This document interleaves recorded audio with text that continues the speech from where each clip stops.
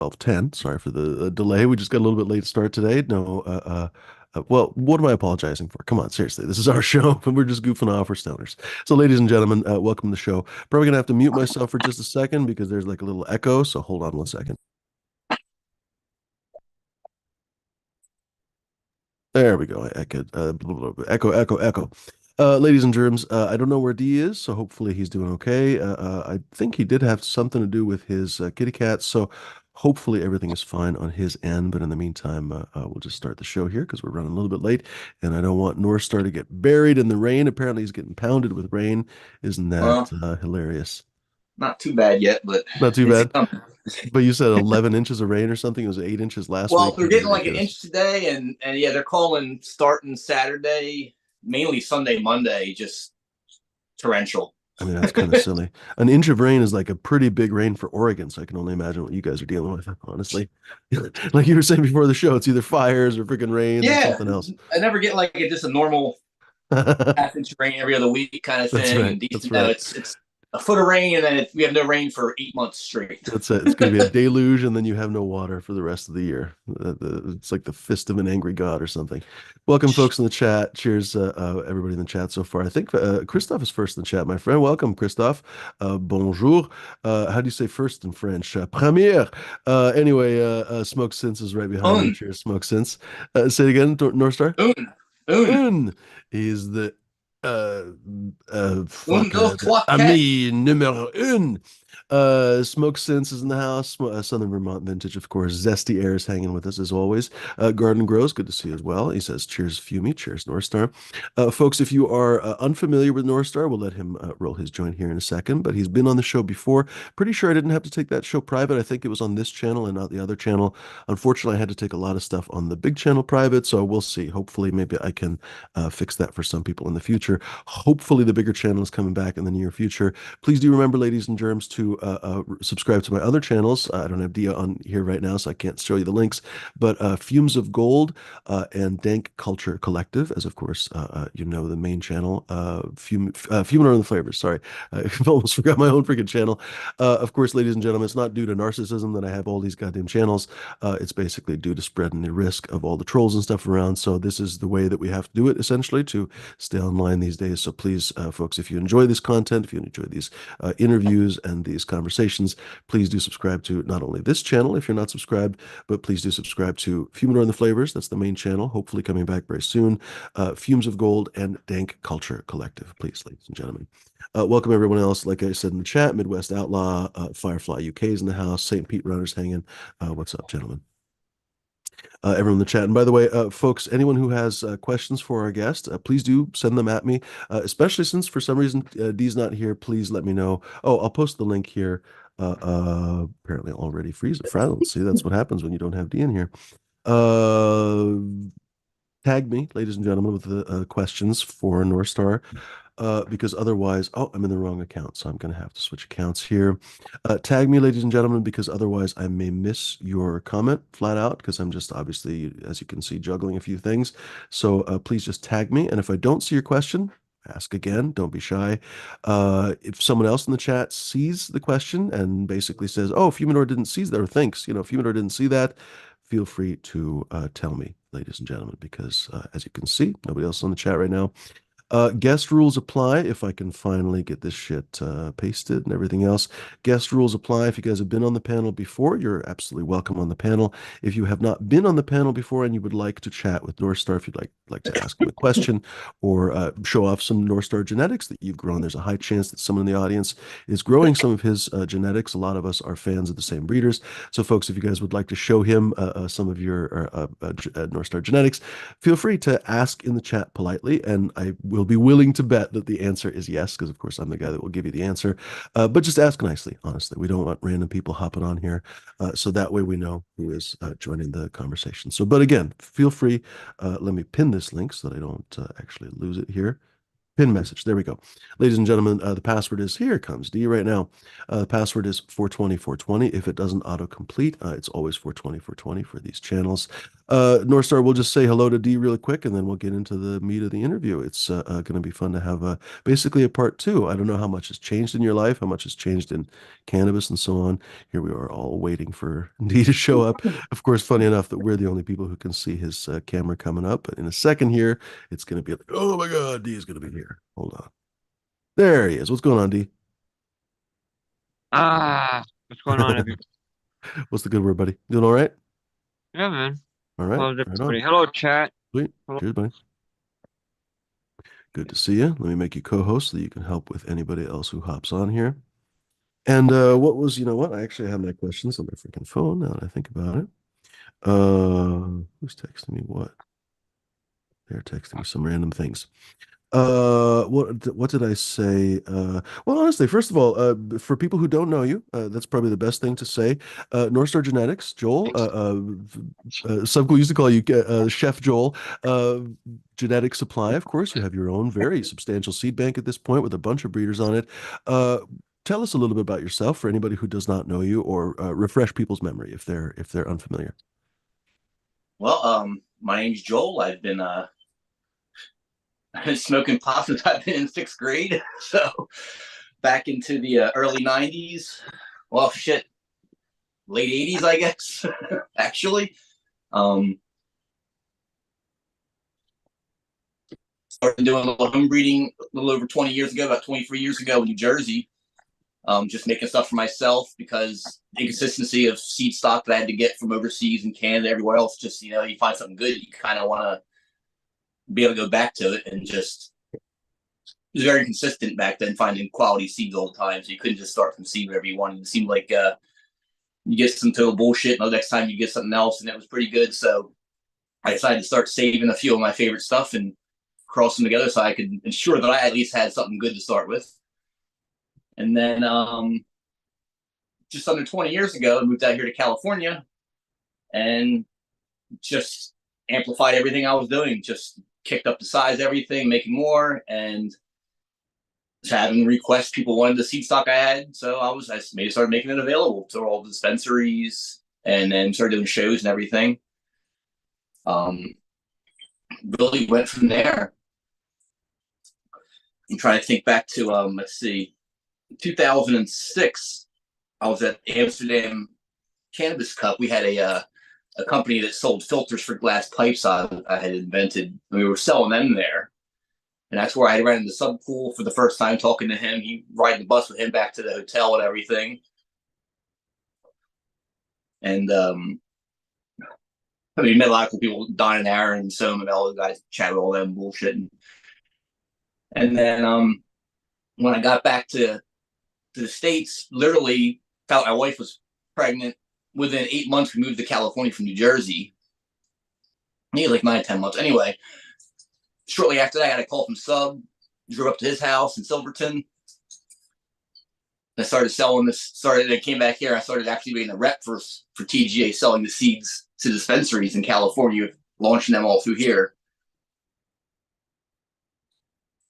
And same time, I was still working on my own line, doing stuff.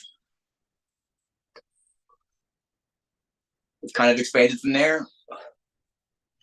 Had a little issue with our lawyers doing shows with TGA because they were under our LLC brand and stuff and everything. And, basically we got scared out of doing shows for TGA for a couple of years. We were told that we were going to be under federal conspiracy charges for bringing stuff out of state into California, all kind of. So we got kind of back away from that, just focused on my own stuff.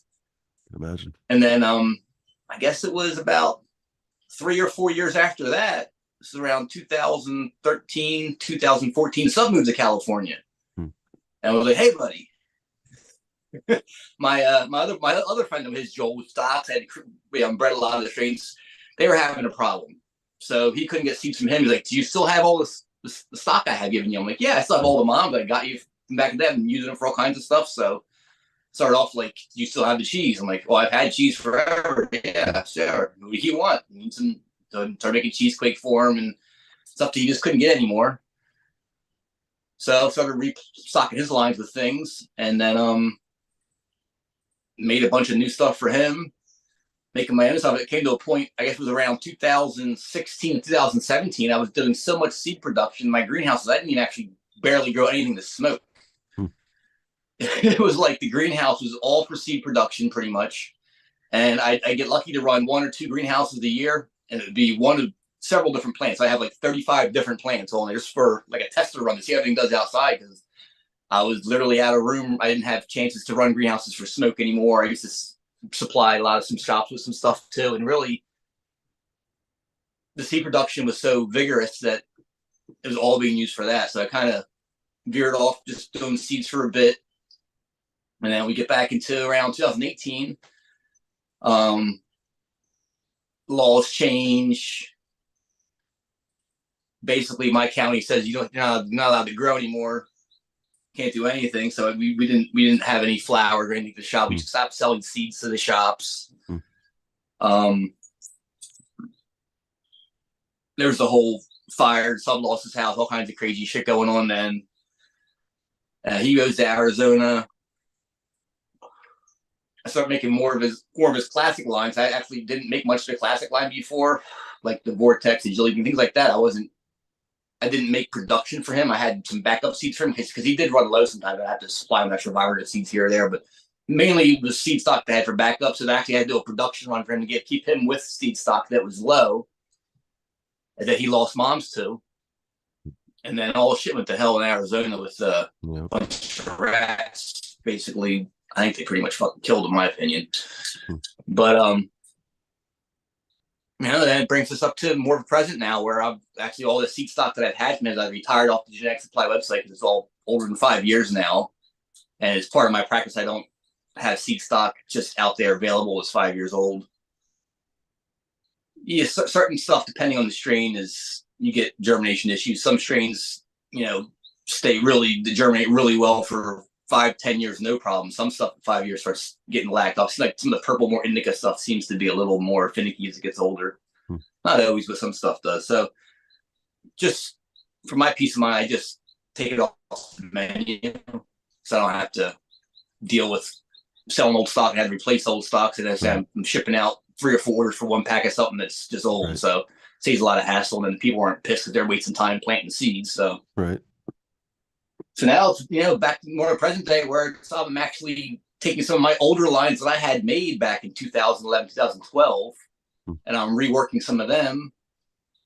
I'm actually planting some of the classic TGA stuff and a few of the newer things I made for him and playing with some of that, mixing things together, having a good time right now. That's honestly the most important thing, isn't it? Just honestly enjoy yourself, right? Like if you don't, you eventually burn out, basically, right? If you're just essentially doing it for a paycheck or something, you would eventually burn out, essentially. Really happiness is the key of life. In 2016, 2018 or so, when I was basically full production, making stuff and seeds, selling seeds, and I wasn't barely growing much at all. I wasn't seeing the variety. I wasn't planting anything from seed for the most part because I didn't have the space to do so. It gets very boring. It turns into a job, and it's not as much fun. You might make more money selling loads of seeds for production, selling seeds at 3,000, 4,000 at a time all day long. It's great, but it's soulless. It is boring. I don't know. I started losing a luster for it. I'm like, just shucking seeds, whatever. But then now I'm basically back just working for myself, doing my own thing, have more space to grow more of my own what I want to. Now I'm starting more seeds, and I'm getting to explore more of the offshoots that I haven't had a chance to really delve into yet. And it's bringing it all back. It's so much more fun. Just grabbing some, right now I got the Panama Buñuelos cross, the Super Panama 8. It's got a mix of all kinds of shit, and right now the Panama seems to be dominating. So it's like I get to explore, plants I haven't grown in a while and see how strong they come through. And what's the high like on the Panama? It's like I don't know. Panama, it's really just such a long flower, and I mean it's like 16 weeks usually in most cases. Real clean. You don't really feel like you got stoned at all. It's up ahead. Just everything just seems more, I don't know, light, elevated. You're like, the thing is with it, it's the kind of smoke that you can smoke a joint, like, oh, I feel great buzz. And you can Mm. smoke 2 more joints and get even more buzzed out to where it starts getting like psychedelic, but you don't get tired. Like, I'm going to pass out and feel like shit. You don't get stoned. You just get high. Mm. And I assume the So Buñuelos it's, is like cakey, kind of cinnamon, Buñuelos, shorter flowering, or no? the Buñuelos is short of fun. That's actually got the form cookies crossed to the Colombian. And the Oh, Colombians are fairly dominant male plant when I use that in that line. This is from a line I made in 2016, I want to say. Um, the cookies basically bulked up some flour, made it bulkier. You definitely get a little more of the body feel. It's not straight sativa feel. It's more of a hybrid feel. To me, it's very much like a super silver haze. It's uplifting. It makes you feel good. If you do decide to, after you take a bong rip or two, at first it hits you heavy, like, whoo, you sit, you don't move anywhere for like 5 minutes, and it kind of clears out, and you can get your day going. At the same time, if you go back and you smoke 3 more freaking bong loads in the day, you might be on the couch for a half hour, just totally dazed the fuck out until you get your wits about to where you can figure hmm. out what you want to do. Hmm. It's quite strong, but it doesn't it's not the kind of thing to where when it hits you, you're done for the day. You're on the couch. You can definitely function on it. I think a cup of coffee helps a lot, Hmm. frankly. Sounds amazing. I have So, one of your Harvest Moon hazes in flower right now, so I hope to see that pretty soon. It's got uh, incredible narrow leaves and everything, so I'm really excited I got about some that right one. here. Let me see. Yeah. It's actually right here, tester buds. I Nice. haven't even tried any yet. The Untrimmed, just plant has a wonderful stem rub and everything. It's really delightful. It's not a huge plant, but it's got this just incredible narrow leaf. You can tell no ifs, ands, or buts. It's probably going to be long flowering, I imagine, but it's definitely kind of a hazy plant or something. It's super, super loud, yes. like citrusy loud. That's the blood moon cross with Colombian, and the blood moon is the my moon shadow cross with Colombian. So it's like a Colombian back cross within the line. Nice. And the moon shadow is the old Mendo haze cross with purple mayhem. So it's like a purple Okay. haze.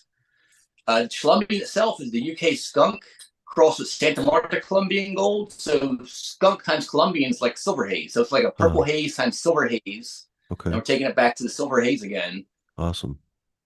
So it gets a nice all sativa edge for the most part, but just enough Yeah. of the hybrid mix into it to give it a decent yield and still Huh. not take 14, 15 weeks. Right. Get them in about 12 weeks probably. Huh. And I think the mix makes a richer flavor.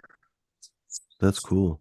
I'm looking forward to growing more of your stuff, honestly. We were talking about this yesterday on the show because we have a Tuesday evening show about how arguably you probably have the bulk of TGA's lineup, basically. I mean, we don't have to get into a fight or anything else, but long story short, you're one of the biggest voices behind TGA. Most of the stuff that I ever grew from Sub came from you.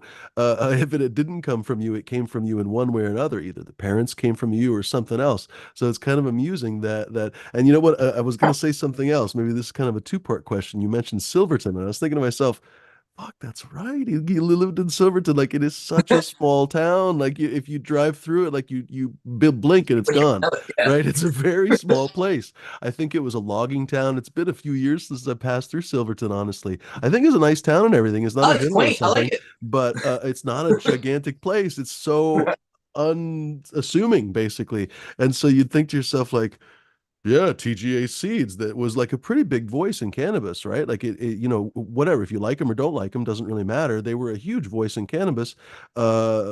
Arguably to this day, a lot of people you still see a dispensaries, you still see a bunch of Oh my different god! strains from When I Chernobyl and started everything selling else. the seeds in dispensaries in there, it was basically I'm sitting in the waiting room, me sitting next to Swerve.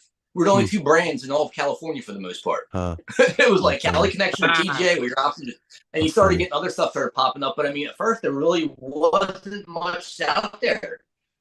All you had was clones, and who knows what half the clones were. I mean, I had friends that brought home clones. They were like half the shit hermed out because the person growing the clone mom never fucking flowered it once. Just it was Right. it's a vigorous, great plant. It's selling clones of it. It's like, In are you fairness, you hear serious? that today. There was a very controversial, we don't have to get into necessarily his controversy, but there was is a very controversial breeder in Oklahoma who got into the news recently on Instagram for some other stuff.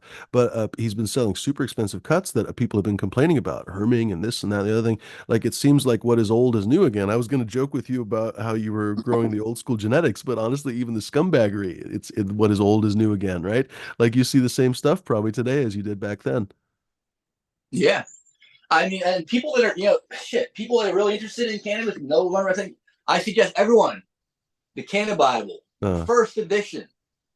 It's a great book. I think The I have that on the a digital introduction version. by Clark is phenomenal. Read that. It's a great history on just about cannabis coming to California, United States, and going over to Europe, and all the inbreeding, and it's just got a great thing. Let me tell you this quick little spot here. I love this little timeline here they have that shows some of the original seed banks.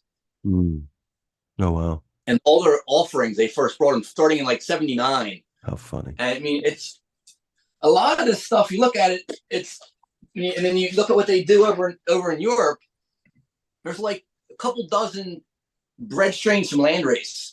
Everything they've made over there since then, almost everything's been all reworked from those same genetics in some form or fashion, other way. To act like all of a sudden somebody's got some plant, some brand new, they got like, please, it comes from something. Well, in the 60s, growing wild somewhere for the most part, or being cultivated by family farms in local locations.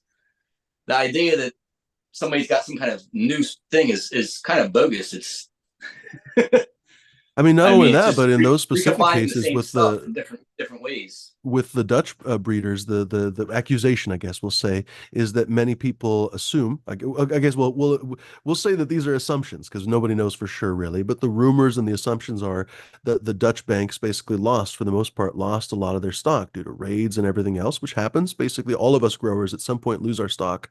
But instead of basically assiduously trying to get back the same stock, they were like, nah, fuck it, we'll get something almost as good, or pop the seeds or something else, and now they're just recursively breeding the same stuff to the same stuff again. Is that a fair accusation, more or less, of that breeding? Or I think it's a fair accusation worldwide right now. If you look at what's happening right now with all the home growers making homegrown feminized seeds out of feminized stock, I mean, that's like the ultimate inbreeding. You're just going to one plant and then breeding back within that one plant and finding different phenos that might. It's super popular. Everybody. We're losing a little bit of it's I guess the rain, so everybody please be patient because I don't think there's anything we can do about it with Norstar because he's I guess the storms are coming and stuff, so there's probably interference in the clouds. What was I going to say? That might work. I lost my train of thought. What was I going to ask him too? We were talking about the recursive breeding and I lost my train of thought. Let's see if this sounds any better. Bear with me as I move. Oh, that does sound better. First of all, closer to the microphone. So you know what? If you could speak closer to the microphone, because I think we're picking up a lot of echo from the room too. Let's see if that helps. Okay. Except that we don't have your video, or at least I don't. Do you? No. Frozen here. Frickin' technology, bro. Comcast. I blame it on Comcast. I know, right? Fucking Comcast. Which I had. Somehow it's worse now. No, so yeah, seriously, somehow it's worse now. We move closer to the frickin' stars and somehow it's worse. Oh, FEMS, that's what we were talking about. Everybody's asking about FEMS. That's what I was going to say. Gosh, everyone, your uncle pretty much wants FEMS. They're like, FEMS, constantly. It's the first question, basically. You're not a big fan. I know Sub was not a big fan. Oh, shit, fucking lost him. Oh, no. Ruh-roh. Fucking Comcast. Well, we might as well say, hey, hello to Captain. What's going on, buddy? Hey, not a whole lot. And I'm not a big fan of FEMS either, because you all know my stance behind that, because you remove part of the genetic line of it. Right on, Miranda. Miranda's family. Welcome back, Norstar. I don't know what happened, but freaking internet. On this channel, we just always say fucking Comcast or fuck Comcast because pretty much they screwed me for years. Did you hear any of our questions? We were asking about, Captain and I were just talking about FEMS. You were talking about how you're not a big fan of FEMS. I think we asked you this on the last time you were on here, but I don't know. Tell us again because, gosh, they are constantly popular. People are always asking me to do FEMS on the market. Apparently, they're one of the most popular things. But a lot of breeders, I think, fucking ball sack. All right, we'll have to ask another question or something. Maybe the internet is anti-fem or something. Cheers, Miranda Family Farms. Got me a dark wood from Norstar and flower. Yeah. Nice, Miranda. That's going to be good. I've never once been disappointed by anything from Norstar. All right, he's back. Welcome We'll see back. here in a second. Welcome back, Carter. Anderson is saying, "What is a male anyway?" By the way, Zesty, I do have your question. I'm just gonna have to ask in a second. Norstar, go ahead. Yeah. Next to shut off the video or something, maybe. Man, we have Sounds a like rough keep connection dropping. now. Maybe move back to where you were. Move back to where you were sitting. Okay. Sounds like you're on the moon. Seriously. Broadcasting from the moon right now. I just don't like them because the fuck is I wrong? like to play with plants, and I want to play with a whole plant. I don't want There to he play is. with a plant that's missing something, Hmm. I guess it because depends that on part your. that doesn't pick up may be the reason why I like that plant. And if you remove that male chromosome, it may be attached to it. So it may take away what I Gene-linked really traits. want from it. There are definitely some Correct. male chromosome linked traits for sure. I guess cannabis, well, at least I don't have the pay grade, I suppose, to know which gene linked traits basically are linked to male chromosomes. And I would assume it's different ones in different cannabis plants, but maybe it's not. Maybe it's always the same traits. By the way, welcome back, North Star. We can at least see you this time. Operation Annihilation is pointing out, so there are these different and competing reasons for femmes, right? And so all of us who slightly disrespect them also have to remember, Operation Annihilation says, femmes help when you have limited space.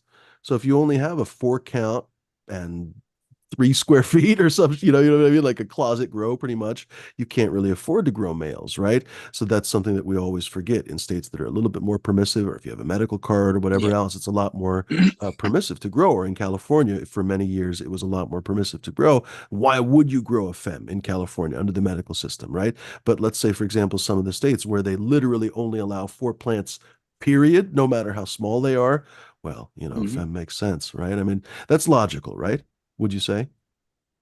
Yeah, I mean, if you're really concerned about following the law to the letter like that, I mean, Yeah. it's not like I'm advertising to put in my front yard growing 15 plants. But if I'm growing for myself, I need 4 plants that are matured and decent. Like a 5 gallon pot is probably plenty to smoke until the next harvest comes in. So shit, I mean, if I got to start 8, 10 seeds and pick 4 of the best, I mean, I don't think anyone's going to know I started 8 to 10 as long as I'm only finishing 4. It's a tough one. The thing Exactly. that I always try to remind people is that you have to remember there's a lot of people who grow in urban environments, in cities and stuff, apartments and so on. And then you got to remember sometimes people go through a divorce or they go through weird situations with their neighbors or their family or whatever, that people that have access or might know about their grow will use it against them. And so in those circumstances, you really have to keep your fucking nose clean. There's been some people who used to be regulars on this show who kind of can't keep their face. I've talked to them about it, kind of can't show their face really because their ex-wives and stuff have used that shit against them basically in custody hearings and everything else, or rather tried to. Thankfully, I don't think they used my show against them, but really they use the fact that they grow against them, which is super fucked up, right? I've had growing used against me, which is super fucked up. So we have to remember, you know what I mean? Like even if you don't necessarily give a shit, Yeah, if you got to approvals be come smart by, about it for you have sure. to be smart. Yeah, there's a lot of people who will fuck you over for just to fuck you over. You know what I mean? Fuck So yeah. When tough I luck. lived in New Jersey, literally nobody knew I grew except Hmm. my wife. Hmm. Nobody at all. My best friends would come smoke the butt. They thought I got this shit shipped from California from somebody I met Huh. on a cruise. Oh. They're They had like, no damn, clue it's that I was dank. growing this Holy shit shit, where'd myself. you get this? Wow, you got a great I'm connect. like, oh, I got a great connection from our honeymoon. So I get That's ounces it. shipped. I need something. I can hook you up with something if you need something. I can get some for you. Yeah, man. Cheers, the down, man. Good to see first you. the first 4 years I was growing, I was volunteering and working at the normal chapter, which was we had a retail store. So, people come in. No, I don't grow. Come on, I work here. How stupid would that be? What, growing like grass? I don't know. What, growing like growing my waistline? I grew my waistline every Thanksgiving. What are you talking about? I don't know. Let's see. Zestier had a great question we might as well ask before it gets too long in the show. Zestier says, any new works on, okay, the comment here, I think I have to maybe I formatted it badly. Any new works worth reviewing and perhaps work that has a lot to go through yet? This is rough, Zesty. Hold on. Any new work that you'd like to talk about, and perhaps work that you have yet to go through because time hasn't allowed it? I think that's what Zesty is trying to ask. In other words, any things that you are proud of now and stuff that you would have yet to have time for. Loads. For years was basically what I call expanding my gym, what I had available to me, and I'm pretty much the phase now where I'm done with that. For instance, my Colombian line, the UK Cheese Santa Marta, it's basically a silver haze. I'm going to be working within that same line, narrowing down to different phenos. It's just a variety of things that are a nice sativa variety that I enjoy. There might be 5 or 6 crosses out from now. The Colombian itself, I'm going to try to get the most what I silver haze. That's going to several generations out until that's going to be like an IBL quality type strain. The OG line I'm working with, I got loads of doing that. I feel there's gassier OGs and there's the earthier, I want to say like Irish Spring Dungeon OG kind of flavored thing. So exploring both of those realms, taking both of them to consistent, powerful, memorable strains, something I want to work on. I have lots of different crosses within the OG line. I have the Alcatraz crosses. I've made lots of them. Matter of fact, I have about 30 different plants to shuck seeds out of right now from something I harvested in December. It's just I haven't had a chance to get to it. Within all those, there's got to be like just within the Alcatraz line itself. There's over a dozen crosses that I have yet to even plant seeds that I'm just dying to plant seeds of and work with. It's the idea that we start too many things at once. It's hard to really find the space to focus properly on any one quality you're looking for. For like, for instance, the sativa stuff with the Colombian line, I'm looking to have bulk up yields, bulk up potency, make everything better. Just continually make things better in my mind, as far as what I'm considering, a good yield, a wonderful, memorable flavor, thought-provoking high. So that takes space. I can't just plant 5-10 seeds of. I really need to start with larger numbers to really find the unique phenotypes, the unique genetic cross. Damn. Well, that sucks. Oh well. Come back. There we go. We lost you just at unique. Yeah, we just lost you at unique phenotypes. Yeah, so it's so I want to have ones that are basically I'm leaning stuff that has a buzz that's either more psychedelic or more motivating. I want to try to be able to focus in on different aspects within a certain seed line, so I can have my own stuff. So it's not considered like you're not saying, oh, it's like a silver haze or it's like this, it's like that. It's my own thing that I've kind of done enough breeding with. It's unique to my own line, my own flavors. So as far as work to be done, there's lots of work to be done. I can't imagine ever stop. That's the most fun part, is just trying to tweak something a little bit. Work that I'm really happy with. A lot of the purple stuff I have. I mean, a lot of that thing is the Gilly breeder. I mean, he's been breeding with the purple lines for decades, and some of the old classic stuff. So utilizing his work and mixing it in with stuff, it adds instant color and the sweetness he brings his strains. Working them in with my purple lines that I'm using, they're just wonderful, consistent colors, great flavors. As far as my main goals, I like making things for people to home breed with. So you can take something there and add it to your own mix, and you're guaranteed that that will color throughout your line. So That's an underappreciated goal. I think a lot of people Yes, don't bring that up. Oh, every time we talk, we ended up talking over him. Dang it. Hmm. breaking up a little bit there. Oh, there we go. Gosh, I already forget what I was going to say. Oh, that it basically that's an underappreciated thing for breeding, that you are providing something for home growers and home breeders to work with in the future, something that's worth working with, right? You rarely hear about that, Yes, honestly. that's really what I want to see. I want to be able to provide people with genetics that they can take, and they might have something they've had either in their family or something they who knows where they've got it from. They've been growing. They really like too. Mm. They can use this and breed with it and breed stuff together and create their own stuff. If everyone's just trying to recreate what they see on their Instagram page all the time, we're all Hmm. going to be smoking the same damn thing. You got to block out all the bullshit of what's supposed to be good, what all the hype is. Hype's just trying to sell you down the store to buy something. Mm. When you smoke something and That you should be really on a love it, t-shirt, that's the real honestly, hype. seriously. You go Ironically, for that should be on that. a t-shirt is my first thought about that. That's kind of funny. Like, go down to the store and buy something. No, but seriously, like, I was going to ask you about, oh, I think it's on my phone. I was going to ask you about the difference between hype and quality, because I feel like quality sometimes has hype, right? So it's not hype is not always pointless, but I feel like you Oh yeah. follow your own path. And like every time I think about any of your strains, like a lot of my genetics come from you, and none of those have really been hypey, which is not a criticism because I don't think you chase the hype. And anybody that knows your gear knows, fuck, you can depend on that. You can take it to the bank. And yet you're not out there singing and dancing, or I don't know, hiring strippers or something to hype your genetics. You just kind of follow the quality path. How do you feel about this sort of all the hype? And then again, that's a very Uh, big question, I realize, but what do you think? the hype itself is just all just marketing. It's just Mm. that's how people are making money. They realize they have a captive audience on their phone, and they're just like sheep buying what they're being told to buy. What's this is good, that's good because it looks good.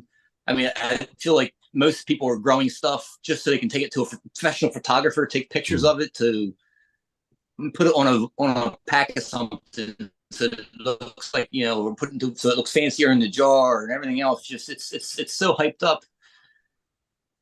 The real hype, like I said, is when you grow something yourself or whether you just smoke something. You're like, oh my god, that is so fucking good. I gotta have it. Where is it? What is it? It's not that you saw it somewhere; it's that you've actually experienced it. When you actually try something, I've got that's the best I've ever had. I have to have it, or I have to grow that. That that's it's obviously and quality makes real hype, and it usually spreads by word of mouth. So, and yes, of course, I'm sure there's people that are going to take the same hype and pump it up on Instagram and everything. But let's just say this hype bud that you like is kind of airy and leafy. Actually, things are changing a little bit. I've seen a lot more pictures of like real leafy, airy sativa bud that I used to never see like a couple of years ago. The people are now putting up there a little more as it is unique. But if it looks, like some basic, like some Colombian or something, and maybe it maybe gave you the best buzz ever, and you thought you were flying on the moon or something. But you take a picture of it, and people are like, "Oh, it looks like some fucking swag." Well, then no one wants to repost it or talk about it because it's just what they're saying. They're not actually experienced. Now, if they went to smoke that bud too, they might be like, "Holy shit, I got to take a picture of this stuff too and put it up there." But with the social media lacking the real connections, people aren't actually sitting together. Like we're not actually in a conference room together, all sitting together, smoking and passing stuff around. We're all on digital media, so we're all kind of segregated from each other. So the hype is all being spread through the phones. What we're seeing, so it's more picture based, not actually experience based, as a taste and smell. And it's interesting that you point that out because sort of in society, there's been a lot of certainly cultural criticism and so on, but even just in the sort of day-to-day conversations, people talk about how dangerous social media has become and how it poisons day-to-day interactions, whereby, for example, it's a highlight reel. It's not real life. It's presented Yeah, as real life, but it's a highlight reel and a carefully curated highlight reel in many cases, whereby celebrities, for example, have entire teams that are multi-million dollar or multi $100,000 teams that go around following them, filming them with cinema rigs and lights and everything else, yeah, and not real. presenting it like real life. But then people basically feel, what do they say? Uh, uh, uh, uh, Oh, I can't think of the freaking maxim, but you're not supposed to compare yourself to other people, basically. Anyway, people end up comparing themselves to these celebrities who have these incredibly curated Instagrams, basically, and feeling bad about themselves. But I was thinking to myself, huh, you never really think about that in terms of cannabis. Like I'm happily a cannabis photographer, and I don't make any bones about the fact that my whole Instagram is basically cannabis pictures, mostly of my own cannabis. But I was thinking to myself, how interesting. There's so many different people online that are, I'm curating it in my own way. I'm That's all I certainly know about taking cannabis is what they're seeing. well, that's it. I'm taking pictures of my cannabis in a photo booth with lights and everything else. That's not real life, right? I'm curating the shit out of that, but I'm not trying to lie. I'm just trying to make my cannabis look better. But who's to say there aren't other people basically flat out lying about their cannabis or presenting something about the cannabis that is inflated in some way that is not real life, right? So maybe Uh, some of these beautiful buds they show on Instagram and get 400,000 likes for, maybe it just tastes like paper. You know what I mean? Maybe it doesn't, maybe it has a high that wouldn't get a fly high, right? how much of it's So AI generated now, possibly? 100% at this point, AI Yeah. freaking bud shots. Yeah, that's it. Oh, we don't appreciate that enough. The crazy amount of bullshit inflation, right? For sure. Seriously. What Oh, was I going to say? I was going to ask you a few different things. I guess the show is kind of running low, so I should probably pick my you know what? This is probably a good one. Let's ask you about favorite show stories. You talked about cannabis shows. You were at a lot of different shows with your on your own. uh, You had your own booth many times. You had TGA booths. oh, What were your favorite show stories that you could share? I have to think about that. I mean, in general, it's just the camaraderie with the crew. Everyone is having a good time. Just all the stories you hear from people coming through. Hmm. Um, Yeah. I can't think of anything actually too entertaining because I was always Right so on. busy working behind the booth all I was never really No out walking worries. around the show. No worries. What do you think about, let's say, for example, you know what? I was going to ask you this. So this is maybe a little bit of a complex. You know what? Let's wait on this because it is a little bit complicated question. Let's ask you about connoisseurs. Where do you see the development of cannabis connoisseurship happening? We've talked about a lot about flavors and the different highs and everything. And one of the things that I've kind of I don't know, complained with maybe with some of my friends is that I think a lot of the cannabis market is still stuck on a very immature level where they really just talk about THC percentage and that's it, not how high you get or how high versus how stoned you get. They don't talk about flavors or experiences or anything else. How do you see the connoisseurship taking place, basically, or taking shape, rather? Well, I think we need to have groupings of people getting together to smoke, cooking food while you're smoking, and just the conversation. I think when you get to the point where the conversation's getting crazy, people are getting some philosophical, getting really out there. I mean, you can tell how high everyone's getting. Food, everything just tastes so good. That's the peak of it right there. You got, everyone's, oh, this is great bud. You're talking. You got, just crazy stories start being told. Um, I think that's if the bud makes if the bud enhances all that, it makes everything that much better. That's just, I mean, that's how you everything's elevated. Then it's just the elevated elevation of your life through the cannabis. I mean, Brings that's a good friends and way to look family at together. it, that cannabis basically is a communal thing, right? Like I think too many of us, Yeah, especially because it was illegal and everything else for a long time, we smoke it, by ourselves. Most of the time I smoke it by myself, but it really is a very communal thing, right? And this, I guess alcohol is a tough one to encourage. A lot of people have a troubling relationship with alcohol, but sort of one of the best times to drink alcohol when you can is with people, right? With friends. It's one of going out to dinner or at a party or whatever else, right? So it makes sense that basically cannabis would be more communal than it is, right? I also think, I mean, a really good bud, you can really appreciate it. Really makes you want to just sit and listen to some music, maybe close your eyes and just Mm. just mentally visualize music as it's playing, things like that. Just it's almost it gives you a total break from normal life for a Mm. bit. It's like a mental vacation. Your mind can just be totally involved, whether it be with friends and family having a good time or into an album playing through or a drawing that you're doing. Mm. Everything else melts away, and you're in the world of the cannabis has blocked all the noise out. I think that's a successful I think connoisseur that's one quality of of bud. my I think that's one of my absolute favorite things about cannabis is that it's so different from beer or wine or chocolate or anything else that people like to enjoy, I don't know, caviar or something, because it alters your mental state in varied and interesting ways, and it basically alters them in different ways for different people too. So, for example, Super Silver Haze or OG, it'll hit two different people in two different ways. Recently, a friend of mine who has ADHD has been smoking a lot of well, for example, I don't know, somewhat heavy hitting strains, you would think, and getting the opposite effect that many people expect. Am I roboting, D? You guys all froze for a second. Oh no.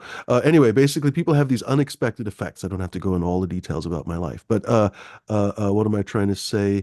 People don't appreciate that enough, right? With wine, you pretty much just get drunk, right? Like you can taste Yeah. tannins and whatever the fuck. You can taste all kinds of things, vanilla and beaver pelt or whatever shit, but you're not going to basically feel uplifted or sedative or contemplative or philosophical, right? But weed gives you all those things. Isn't that an amazing thing? Hmm. For sure. And I mean, depending on how much you smoke, shit, time of day you smoke, everything, it Mm, changes a little. So it's yeah. it's always a unique experience. Are you one of those folks? I think I asked you this last time, but I'm curious. This is actually something that I'm curious how it changes over time. Are you somebody that smokes different weed throughout the day? For example, I think you breed a lot of different kinds of weed, so you probably have a lot of different flower. You have sativas and indicas and everything in between. Do you smoke Yeah, different stuff I do. throughout the day? Usually I do, yeah. Uh, I usually smoke some kind of sativa dominant stuff, and I smoke lightly, just one or two puffs through the day every few hours. It just lightens the mood, and I have coffee, helps balance out a little bit of extra anxiety from the coffee to smooth things out. hmm, And then I usually go for something a little more hybrid, a little more fun, a little, really heavy hitting right before I go start prepping and cooking dinner. And then after dinner, it's usually a joint of something like that, maybe a little something, maybe a little Mac One toss in there, a little let me back a hmm, little more.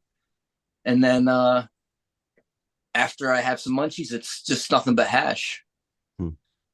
And usually by that time at night, doesn't matter what kind of hash it is, it's going to put me down, whatever. Because usually I usually grab some kind of cured hash that's been sitting around for a Right year, on. so it's pretty sleepy. That's funny. Speaking of Mac But yeah, One, I definitely. go ahead. No, I go was going ahead. to say, speaking of Mac One, I'll let you take your bong load. Hopefully, my question is long enough. I'm curious what you think about the so-called triploids and what's the word for it? Diploids and triploids and everything, and what tetraploids, I guess, is the other one. Right now, the stacked chromosomes basically that add, the heft and everything else, but potentially even make the flowers sterile. Certainly, industry is a big fan of that kind of stuff. Is that something that's going to be on your radar for breeding, or is that really not? Um, I don't breed towards that or for that at all. I do have actually this round I just harvested as testers. I have now. I have like two different vortex that are triploid. They have Mm, three solid bud sites all the way up, look really good, mm, and a sweet tea like that as well. But it still comes down to, I mean, the effects and the flavor. If it so happens that it is triploid, then I'd go ahead and use it. But I don't. It's not the kind of thing I would waste my time breeding because I'm not trying to mm. breed for commercial production or anything. But if that said strain is extra strong or tastes good, if anything. So if it happens Presumably. to be the triploid chromosome that's doing that, then I would inadvertently go that route. But Right on. By the way, I see people tagging me in the chat, random things. I think they're just saying hello. So hello, martial artist and a few other folks. If you guys have any questions, I think the show is somewhat wrapping up here. But in the meantime, not because we are tired of him, but I think he probably has stuff to do. We'll see how it goes. But in the meantime, ladies and gentlemen, either way, tag me in the chat if you have questions for Northstar. What was I going to ask you? I was actually going to ask you this. A little bit more contemplative kind of question. I don't know what your thoughts are on it. Do you, the short version of it is, here comes hardcore. The short version of it is, do you think that the source of genetics matter? And I guess the long version of it is this. So, for example, a lot of folks in the chat have grown my Morgana. This Sour Morgana is one of mine. And the Morgana came from Cuvée that I probably got from you. I might have gotten it from Badger. I don't remember who bred it. that Regardless, was, people kept saying, sorry, what did you say? What's up, that was brother? either Badger or Sub. Oh, right on. I think it might have been Badger. Pardon me for hitting the microphone. They were like, "Oh, you should totally hit up Norstar." Well, in this case, that wouldn't have been possible, but they were like, "Oh, you should totally hit up Norstar and get more cuvee because recently I lost my cut of cuvee." Sorry, I told this story poorly. So I had a cut of cuvee that I bred into Morgana, and now I have been, breeding in different years. Whatever, that's something that I'm sort of known for. But in the whole story of my breeding, I had gotten that from Sub as a tester, and he said, "Oh, please grow this." Da da da. And it was one of the last testers. So in my mind, it became important that way. But then when I lost the plant, I started to think about it. I was quite sad about it and everything, but I was like, well, goodness gracious, yeah, okay, I could get it from Norstar, and it's probably just as good, but it wouldn't have been from Sub. And so I'm wondering, does it matter where you get genetics? Like, do you think that way? Like, oh, I got it from, it doesn't have to be from Sub, of course, but if it was from some friend of Oh, yours or somebody, like, would that genetic matter more to you in your breeding, in your life, or has that mattered more? generally, I say no when it comes to seed or anything. Like it's if it's good, it's good. I don't really care where it came from, Mm. as long as it's legit.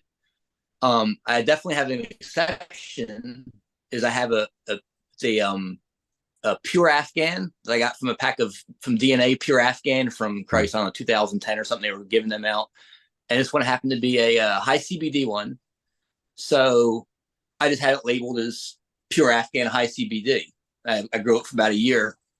Well, I had extra clones. I had thrown some of them out in the back, and that one started rooting out and growing in my like the big pile of excess soil I had outside. Well, my youngest daughter's out there playing with roly polies, and she's like, "Look, Daddy, it's still alive. I'm saving it." I'm like, "Oh, I'm naming this one Violet." I'm like, "Oh, we'll see what it is." Well, it turned out to be the pure Afghan CBD, so now it's been named Violet. Now my son has like this green onion garlic kind of smell to it. I'm not really keen on it too much. It's not too strong, but it's an excellent grower. I mean, it's just stout, stacks bud, nothing bothers it. It's not super strong. It's like 7%, 8% CBD, like 4% THC. So it's, moderate, low strength. So it's not like anything spectacular. But the fact that my youngest daughter has named it Violet, I've hung on to it for shit, well over 10 years, like 13 years now. So I can't get rid of it. And I use it from time to time. And actually my wife likes it for any kind of pain like cramps and stuff. She can smoke it in the morning and it's weak enough to where it'll help take care of the cramps, but not catch a buzz so she can be functional and do what she has to do. So it's good for that, but Interesting. I particularly don't smoke it myself at all, so I wouldn't keep it.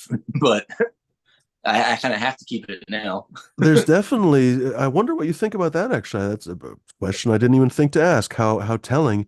There's, I think, a very much, how do I phrase this? There is an underappreciation of women smokers in the cannabis breeding scene, I would say. And just in cannabis in general, I would say that women smokers are not catered to at all, really. Like you mentioned, for example, cramps and so on, like a very common issue with women. You would assume there would be weed that you could point to and just say, "Oh, that's the one," but I fucking certainly don't know it. Uh, how do I put this? There's not a lot of focus. There's certainly not a lot of women breeders. There's really, gosh, I could only think of maybe half a dozen off the top of my head. Maybe off the top of my head. There's probably not more than 50 total, whereas there's freaking thousands of male breeders. Uh, Interesting. What are your thoughts on that?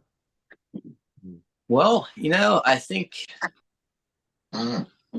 there's probably going to be just as many female smokers as there are male smokers out there. You'd So it's think kind so, of right? you would think people should be thinking about that a little Yeah, bit, maybe. 100%. Yeah. I think that if we have a reclassification of cannabis, we're going to start seeing a lot of studies in colleges, possibly for things like that. Mm. Maybe it'll open up more people interested in grant money to fund research into that kind of thing. So Mm. I can see legitimate studies taking place to a point where we can figure out what works for what better, maybe. Mm. I wonder, do you think I mean, that, I don't like the idea of being reclassified because it's declassified, but what do you think is going to happen with that? I mean, obviously none of us has a crystal ball, but do you suspect it's going to be reclassified or declassified? Recently, I'm thankful for at least the Oregon senators. Both of them asked for a declassification completely the other day. Yes. Who knows if that's going to happen? A lot of people think it's going to be reclassified to Schedule 3 and then basically sent over to freaking Walgreens. What do you think? Well, I think it could be reclassified like that, and then I think the FDA can come into your dispensaries that are growing and say you have FDA approved products on your shelf here. Hmm. I'm going to shut you down for selling illegal stuff. Farmers might be under different kind of regulations all of a sudden. There might be some kind of crazy fees and prices to pay. I don't know what it costs to work with the FDA, but it's probably not cheap. And it's not like they let you, Um, you're not allowed to grow your own aspirin or some shit, right? So they probably won't let you grow your own weed if they reclassify it, exactly. will So they? what's that going to be for the home growers? Oh, Yeah, you're that'd be messed up. producing illicit. You don't have a license to produce this at your house. It's just something Seriously. about it. I don't like the idea of them reclassifying it to something like that. A declassification needs to be, or well, just declassify it. Nothing Yeah, else to say. honestly. It's maddening because honestly, I guess this is kind of, I don't know, what would people in the chat say? I would say that alcohol is not classified. I guess it is a controlled substance because they basically have alcohol bureaus and everything else. But I was just wondering, like, if it were a Yeah. drug, what classification would it have? It's definitely not Schedule 1, Schedule 2. Like what? It's not even Schedule 3 either. Like you can buy it at the grocery store in many cases. Um, alcohol, weed should be no stricter than that, right? Like you should be able to buy it at Safeway if you had to. Well, I think the class 3 means it's addictive, but it also has potential use. Hmm. I can't see alcohol being any lower down the scale than that because it's definitely addictive and maybe it has use Hmm. for had use back in the Western days for painkiller when your fucking legs Hmm. sold off or something. But other than Hmm. that, I mean, I don't know what the real medicinal use for it would be other than sterilization of something that's strong alcohol. So Hmm. other than that, it's kind of I like a was fucking reminded poison, that which would in make that more like a higher up. apparently in Germany, every family has a bottle of Jägermeister in their medicine cabinet because basically, like they take like a little hit of that. Even kids will take a little hit of that as like a medicinal tonic or whatever. It's like the party drink of the freaking, the dorm room set. Anyway, what was I gonna? Oh, I was gonna ask. Zesty had Big another good blackout one there. question. Oh, you know what? Here's probably a good quick question from Major General. He says, "What is your?" Or he asks, "What is your earliest strain that you have for outdoors?" I think he said Early, earliest finishing strain. let me see here. I'd probably be it's probably on my vintner's menu or Hmm. a purple may my dirty little secret menu. I think I have a cross here. Which one would that be?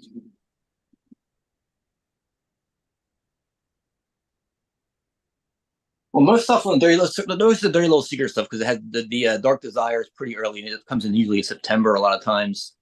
I'm trying to find. I got a vintner's moonshine cross that I have. That's crazy. Yeah. Um, That'd be a good one for Canada. Seriously, yeah. Yeah. Hey. I Yeah, love we it. I got have a pounded few by. vintner's moonshine crosses on my menus. They were the Zen Mom I used for them. Those almost all of them come in middle of September. You can get them. They come in real early.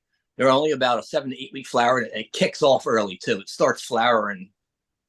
I mean, if I can't, I can barely veg them outside at all. They wanted this flower out when they're like Hmm, under 18.6. They'll start flowering a little bit. how Pre funny. flowers start kicking off of them and stuff. So There's your answer right there.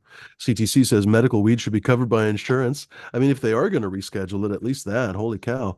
Let's see Exactly. here. There was another good question. Wait, did I oops, I think I I copied got it. one on Oh, the I copied it, G but I menu didn't pretty good. paste it. There it is. What's that, Norstar? Go ahead. I got a Vintner's Moonshine Cross here in the Jesus OG menu that might work pretty good. So Mm, 56-day flower. So six, wow. Sacramento wine. That should be good. I've never seen any samples with that one yet, but Vintner's is solid. I use that for several different crosses. So Hmm. I'm confident Good. with the outcome of the crosses from that. Good segue, especially because of the names. Estier asks another good question. He says, "What are your sort of curing craft comments or thoughts on tasting a cultivar?" And I guess I'll add to that, like how do you basically taste a new cultivar that you've either run through your testing program or someone hands you? Like, what do you do basically when someone hands you or when you chop down Well, something? when I have my testers, I have once I get them to a point where they're dry and they're still, I have them basically in a brown bag right now. I'll start taking couple of the lower buds off and tasting them, and I'll put the rest of the stuff into a sealed container so it can kind of start curing up. And if I'm basically just start. I haven't even tasted everything once hardly. I've had like 4 little tastes off of these bags of buds right here. So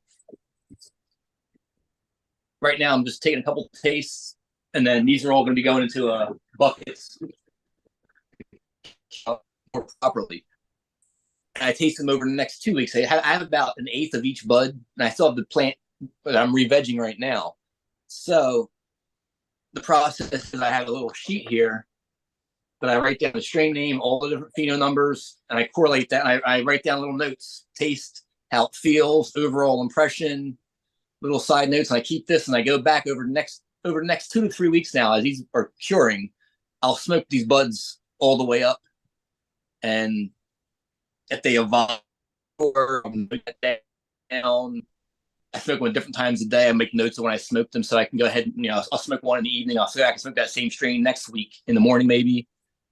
And I usually, within the first 2 or 3 samples of any bud, I'll start having an idea already of what I like. I'm like, that one tastes good. That one really got me good. That one cut through strong and canceled everything else out. Like, and basically, honestly, judge it. So it's usually about only 4 or 5 good smokes is all I can get in a day to hack out of a decent perspective on what it feels like and how it tastes and everything. Other than that, if I go back and I smoke some certain sample more, that's kind of an indication it's really good. I wanted to smoke some more just because it tastes good. So I make notes of that too. I dig it. Nice and simple. I mean, And then nothing. it's a Oh, matter of go ahead. Sorry. whatever I decide was my keepers. Then I go back down the hill, and all my plants are marked on the stems, the same as the testers are. And I transplant all my keepers into bigger pots for re-veg, and they flourish. Most of them are already starting to re-veg now because it's been about 2 weeks, 2.5 weeks since they've been cut. So I have quite a few little ones starting to kick up already. But yeah, basically, if I find 5 keepers in all these, I'll go down the hill, take those 5 keepers out, transplant them in the bigger pots, put them back in the veg room, and take cuts off of them, and good to go. Hmm. I was going to ask you, I don't know if we have time, maybe. Well, but we probably do, honestly, about cuts that are found versus made. And so you're talking about finding outliers and everything else. And I was just thinking to myself, a lot of the different weird little uh, uh, um, I don't know. A lot of the kind of hypey cuts that you basically find out there are, well, OGs may be a good example of this. Very desirable flower, but very, very finicky growing characteristics. And to me, that exemplifies something that was found as an outlier in a stock of seeds. And it was basically probably accidentally pollinated or whatever else. And they were like, holy shit, this one is amazing, despite all the other stuff. And then sometimes you find something that's super resilient, it's super flavorful, got a great high and everything else, and it is super big and super voluminous, grows like crazy and it's resistant and everything else. And that seems to be something that was made on purpose. In other words, someone had an idea like, okay, I want to breed these flavors with these resilient properties, and then the progeny is this big motherfucker, right? There's a lot of that kind of weak motherfucker stuff in weed. Do you agree sort of with that theory that a lot of the kind of hype cuts out there were found as outliers in a population rather than made on purpose? Oh, for sure. A lot of stuff is, I mean, somebody got it out of a pack of seeds and passed it along. Definitely, some of it can just happened upon. Mm. I think some of it could be accidental breeding, so to say, or somebody gets a bud from a shop that's like bud is something, and they're like, oh my god, I've got a seed in it, and they go to the seed and it's, oh, it's pretty damn good. Next thing you know, it's something new all of a sudden, or it's it's They But don't even that sure what the parentage is and stuff. Well, that brings about the question because if you knew the parentage, you could do it again. But I think a lot of times, people talk about these hype strains, these hype cuts that are kind of weak and Yeah, stuff, Skittles and so on. But they're basically, only they cuts. have wonderful, yeah, they're only cuts. They're wonderful flour. But you'd assume that you could just make it again, right? Like if you knew the parentage. But I guess that would rely on a certain level of expertise, maybe that you could replicate the process again. And I suppose that the people are not capable of that. I guess I don't know. What do you think? Yeah. Yeah, I mean, possibly the parents were lost, but I think most of the time I think it was just some found seed somewhere that wasn't actually produced seed. They weren't, Mm. making batches of seed. Now I'm sure there are the outliers that somebody started 1,000 seeds and one of them was just really unique, different out of them all. I'm sure that happens. I mean, it could also be sloppy breeding, and there's some pollen somewhere else that got into the same plant, so it has Mm. pollen from the person's sleeve from a different root got on that plant, and it's accidental. That one outlying seed might be actually a different cross, depending on And then what again, kind you of do have to remember sometimes there is one in a breeding they million going stuff. on. Oh, I'm talking over you. Sorry. I was going to say that there Oh, are for sometimes sure. just one in a million crosses. Like, so every once in a while you get a Mozart, right? Like, there's human beings all over the place, but sometimes Mozart pops out, right? I don't know. But then, of course, the question is how many Mozarts were, never given a chance to play a piano or something, right? Anyway, weird question. I don't know. How should we wrap this show up? Let's see here. What should I even ask you? Uh, where do you see the future? Where do you see? Well, you know what? I was going to ask you this actually, before we bounce. I think since we talked to you, we had Jorge Cervantes on, right? The legendary Jorge Cervantes. It was fun to talk to him. And one interesting thing that he talked about, because I guess he has a lot of friends all over the world, he lives in Europe. He was talking about all these Swiss concerns basically working on genetic CRISPR breeding for cannabis, AI breeding for cannabis, any number of technological methods for breeding cannabis. And there's apparently a number of these, maybe a few dozen of these companies, and they're all, I don't know, heavily funded by investors. And their whole purpose is basically a proof of concept. And they're basically going to just go and sell that for probably billions of dollars to some gigantic agribusiness and then bounce and go do something else. It sounded incredibly cynical and very soulless, but it sounded also very plausible. Probably there are a lot of deeply cynical people who just throw money at the problem and don't give a single shit about cannabis. How do you feel about that? Do you feel that those kind of those kind of companies are a concern for us? Or do you feel that we're not even in the same wheelhouse? Or alternately, what would you do if basically some Swiss agribusiness basically took away cannabis breeding? Would that interfere with you? Would you give up cannabis or something? Well, I don't see anybody taking away any small business like that, taking a big company. It's almost like saying that, like, take it to alcohol. All your choices are is Molson, Coors, Budweiser. It's all you get to choose from. Mm, People will be like, "Fuck you! I'm making my own beer." I ain't mm, gonna deal with it. I mean, I like that. so microbrews out everywhere. I mean, I go down in the store here, and it's like every week a different company's popping out with all kinds of different stuff. So Mm, the big company might have what sells the most to the most people and the biggest crowd, but they're the least passionate crowd about the product. mm, So I think with cannabis, you have a crowd that's passionate about what they're smoking.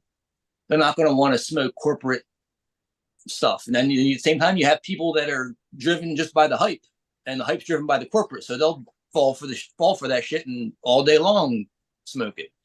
mm. It's just different flavors for different crowds. And I think there's a strong enough cannabis culture that's been ingrained in the country for long before any corporate comes in here to try to change it, that you're going to have a desire for the individual small company made product, human made with a passion, not just a computer algorithm producing seed stock. Hmm.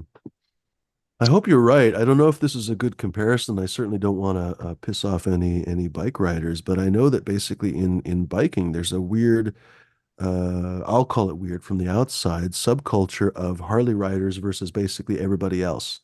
And Harley is basically a big corporation. I think their ownership is even what overseas now. I don't think they're even local. I won't swear to this right now, but they're definitely not a small business by any means. Whereas there are a lot of small business bike shops around the country, custom bike shops and everything else, or even smaller bike manufacturers. But from what I understand, again, I'm not a biker, but a few friends of mine have told me about the kind of weird civil war somehow between basically the Harley riders and everybody else.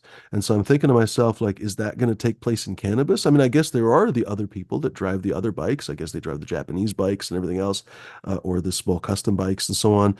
But I don't know. I guess I don't want like one of these big corporations to come in here and basically take over the cannabis culture. And so I'm wondering, like, do you think that that's just not really a viable thing in cannabis? Or I don't know. I guess you actually did say that that is somewhat viable, that the biggest player Yeah, probably I will think it's sell to the happening. most people and it'll be a corporate player and so on and so forth. Go ahead. I think it's happening with everything Mm. all over the world. Everything we touch is happening too. Mm. What do they call it? Enshittification. Have you heard that expression? Yeah, Yeah. Yeah, yeah, yeah. pretty much. Everything's being enshittified, 100%. D Zombie is I saying, mean, this is my feeling. You can go with it and move into like a suburb and have everything sent to your house by a fucking delivery service and mm, sit on your phone and buy what you want. Go to your computer, make your money back and forth. mm, Or I'm thinking like shit. I want to move out to the countryside, have my own gas well, have a fucking solar mm, panels, and make my own shit, make my own furniture, start forging my own silverware. I mean, mm, just do everything from scratch and just say, screw it, I'm gonna live it the good life this way and not have to deal with all the noise. Yeah, I have to compete with this person. I have to buy so much stuff. I mean, it's so strictly driven on what's next thing you have to purchase is in your life so you feel competent about yourself. It's mm. just everything's turning into a rat race, and cannabis is turning the same way. If you don't have the $80 eighth of stuff in this fancy jar, you're not as cool as the other person. I mean, Mm. some of that's ridiculous. But I imagine a lot of people that are in that lifestyle where it's strictly just 100% money driven, buy this and make more money. It's probably that's the world that's going to continue that way. I don't see it changing. Mm. It's being gratified and amplified by social media all the time. Yeah, it's It's very just that's the way to soulless too, live. It's isn't the it? most way. Yeah. Well, I guess if we're going to appease the corporate gods, what do you think about cannabis tourism? Is that going to start taking off more and more? People certainly keep trying to make it a thing. I don't know. I guess it could. I mean, I think it needs to have more federal laws changed. So it's just easier for Mm. people to travel and people feel more okay with that. I guess. Because certainly I think you would I don't really know. enjoy like, the idea of going to a like a winery tour. Obviously you'd probably have to have somebody drive you because you get real stoned real quick. But basically just like I guess you get real drunk if you go to a winery tour. They basically go and they'll try the this year's production or I don't know, whatever they're sampling. Maybe it's from Well, 5 years ago or something. how Wouldn't about that be this? amazing? Go ahead. Yeah, I mean that'd be awesome. But I mean, it's like you kind of did back in the day when our honeymoon, our first place we went to a 2 villa vacation. Anyway, skip all that. Get to the main part of our honeymoon. Went to Jamaica. So I go down there and I had a little bit of bud with me. I brought with me so I could smoke some, make sure I had some. I wanted to go negotiate with people. The guys are pumping their paddle boards. Yo, mom, what you got? What you got? Check this out. Check this out. So I got some bud. Come back tomorrow. I want to see the sticky green. I want to see this. See what we can bring me. So the next day they're all like, "Hey, Joel, hey, come here, come here. Check this out." So I had like 4 different guys competing, trying to sell me buds. That's what they make their money. They're trying to sell you little trinkets, but they really want to sell you bags of bud. So I'm like, let me see what you got. So I had all of these bringing different stuff. So I get to sample all kinds of cool different Jamaican bud. That was Mm. fucking cool. And I smuggled some home in my shampoo bottle. That's awesome. Did it smell like shampoo when you came back? Nah, I had basically I took all the bud and wrapped it up in plastic bags Oh, right and on. wrapped them in tape and then stuck them into the shampoo. That's the way to do it. I had to go home Right and on. unwrap everything. Actually, the plastic bags could have gave you away. If you just take the bud itself and put it together, it's an organic material. It doesn't show up on the X-ray machines. Ah, Allegedly. but the little plastic baggies will. Hmm. Well, this was back quite a while ago, so they weren't checking that much There stuff, was I a guess. there was a story about some poor smuggler in Hong Kong that basically got busted with a bunch of cocaine up his butt. Oh no. As I saw it on Reddit, and they were talking about this is good warning that if you basically use cocaine in Hong Kong, it came from some guy's butt. So make of that as you will, right? Let's see here. We should probably start to wind down the show. One of my last questions, maybe I'll hand it off to D or Captain, or perhaps this is a last call for anyone in the chat. If you guys have a question for Norstar, please tag me right now.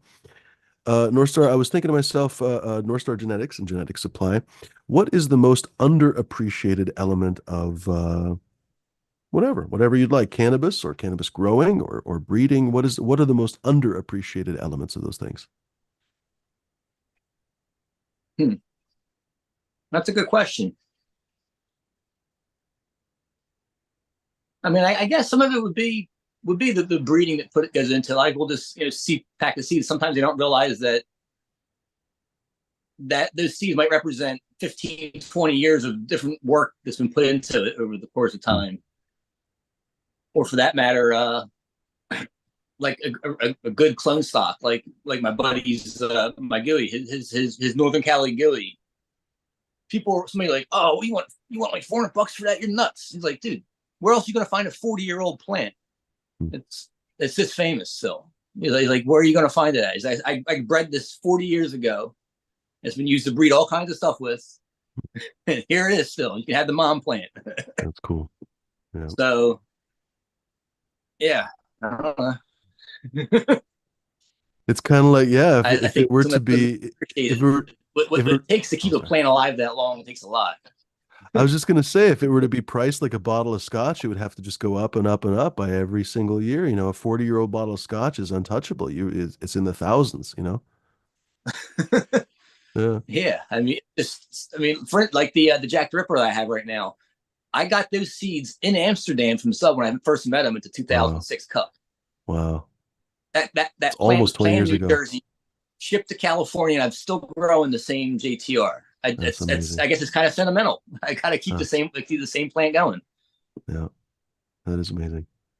Does it feel like having a part of history? Because a lot of those plants, I think, are part of cannabis history. Yeah. I guess so, a little bit. Yeah, it definitely smoking them. This knowing where they came from kind of makes you think back Hmm. about it. Makes you recall the history of the genetics and the plants and the stories behind them. Hmm. That's awesome. Captain D, do you guys have any questions?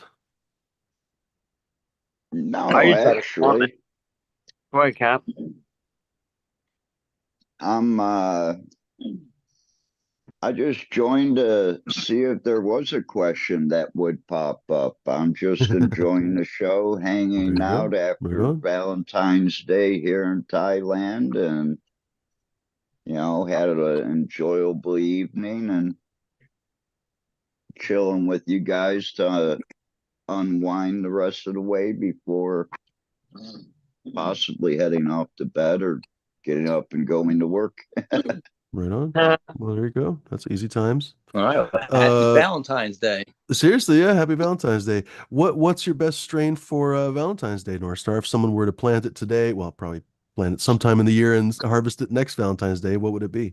I know I Oh, wish I had that Bedrock Boogie to harvest. That would be amazing.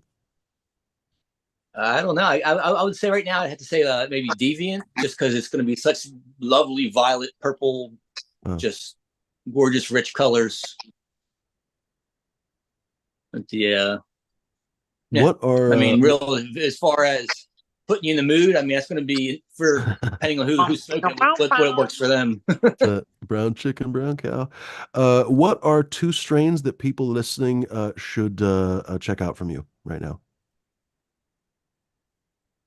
Right now, or in the check out the future? Deviant on the future. Deviant is solid. That's awesome. Let's see. Lethal Injection, Zoo, Super Funk. They're all solid. The Cell, that's a solid one. Lots of The OG Cell, you mentioned Finos that was an in OG. Yeah. there. Super. That's a runs cross with Alcatraz. All right. Right now, I'm getting ready to the next greenhouse. I'm loading about half of it up of one that's fairly hybridized, good mix of the two. Just yields pretty good. I actually I think the first pheno I like the best. It's just very OG leanings. It's just reminds me of the Hell's Dead on just Right on. about. That's cool. Well, honestly, this has been a great show. Maybe we should just cut it here. Norstar, it's Yeah. been an absolute pleasure.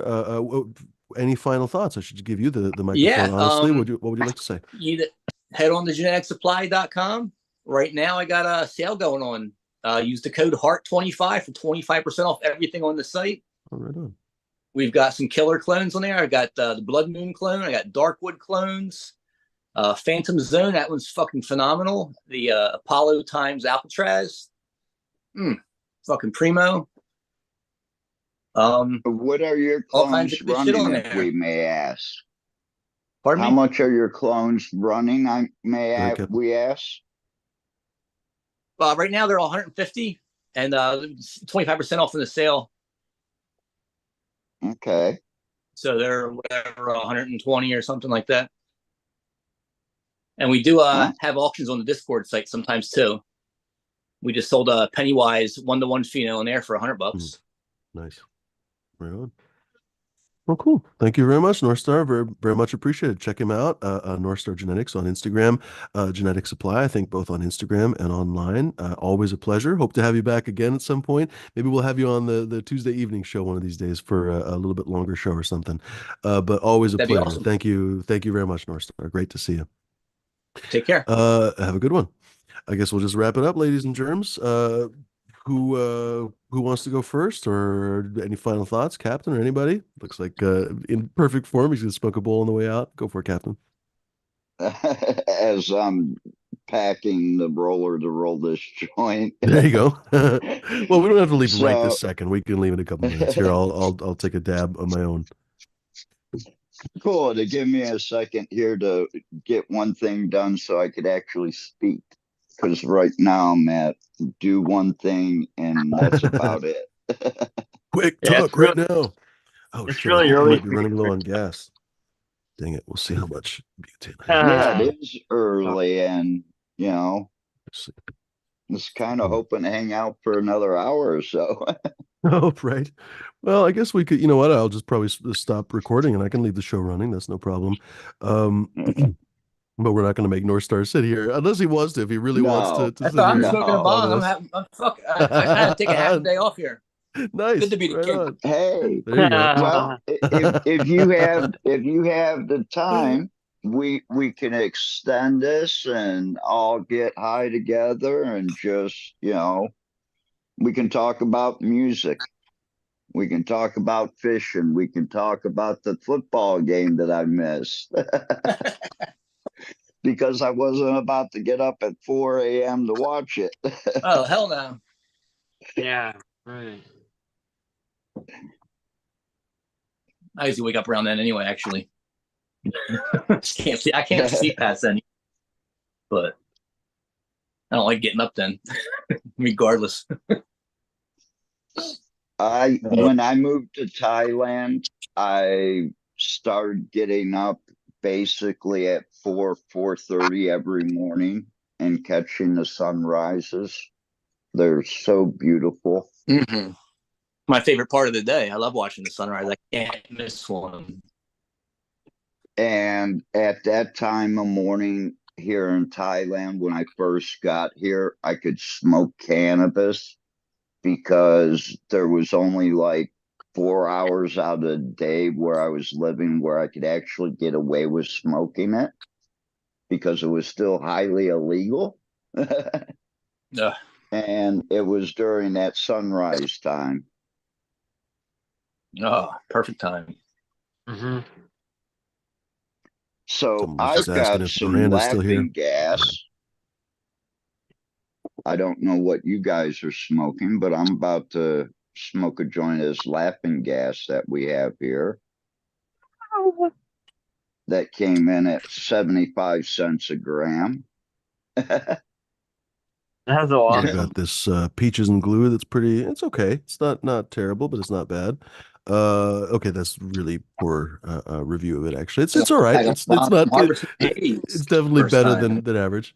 What was that, North Star? I want to pack up a bomb from Harvest Moon Haze for the first taste off of this. Nice.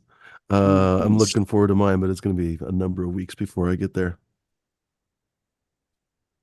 I usually don't taste in a bong either. I think the flavor, the water kind of messes with the flavor a little bit, but I do fucking too, lays you but back. here in Thailand, that's all they seem to smoke. I can't break them from holding the lighter to all the point where they pull it through. They'll hold the lighter to it the whole time and pull it through. And then they'll leave like 3/4 of the bong still packed full of smoke, and they'll be coughing for 5 or 10 minutes. And cannabis is not cheap here when you look at the average pay per gram of cannabis, too. Oh, what?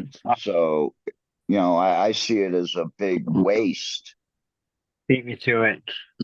And if you're going to be spending money on something because of the flavor or the smell, then why do you want to run it through water and remove a Yeah, lot of exactly.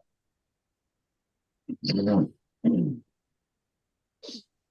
Wait, what? I honestly don't like bongs nearly as much as a joint or a pipe. I think that you just lose a lot of flavor.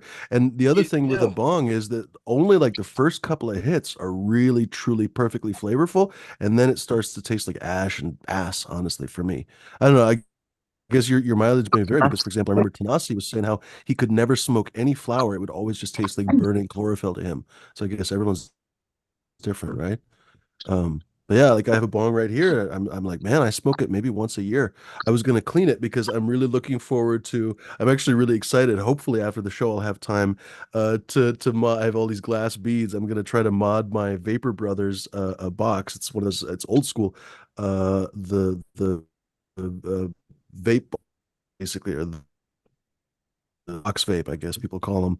Anyway, there's this really simple mod that you just add some glass balls into the heating element. I guess I can show you guys. But if you don't know what I'm talking about, this is the vaporizer. And this probably doesn't look like much if you've never seen it, but you attach you basically have a hose that you obviously unfurl because this is coiled up, and you pull the freaking vape out of one side, obviously, and then you touch this, you put the flower in here, and then you put that on there, and then basically as you draw through, that ceramic heating element gets super hot, and then it creates superheated or at least heated air. Anyway, it's not super efficient, honestly, and anyone that has one of these will probably know that it's delightful, but it doesn't really produce a lot of vape, basically. It's just kind of a little bit anemic, you know what I mean? I like these better than the volcanoes and everything else. It's a little bit less bullshit for me, because with the volcanoes, you got to have the bag and whatever. It's too much fruffiness for me. Some people swear by it. I don't like it. Well, Ew. the annoying thing is that it's somewhat anemic with the vape. You definitely get more clouds from the Stores and Bickle or from well, just basically the volcanoes in general, the Stores and Bickles in general. Um, what was I going to say? But with this one, evidently, if you put the glass balls in there, I'm not 100% sure what it is. I guess after I try it, we'll see. It's either the heat, the convection that the glass balls actually just create more Mama. heat mass for the air to pass over, or maybe it just makes the air more turbulent. Whatever it is, you can see they take fucking wicked cloud rips basically. And so instead of Nice. basically putting the vape on there and taking like 8 hits off the fucking thing, you take one big hit and the flower is expended and you blow out a big cloud. So yeah, I'm really excited to try it. Hopefully I'll get it working today. I'm going to Quebec. I'd really like to stop. I guess the reason why I say this is because my favorite way to consume cannabis, other than I guess dabs, which is cool, is with flower anyway, with joints. I just love freaking joints.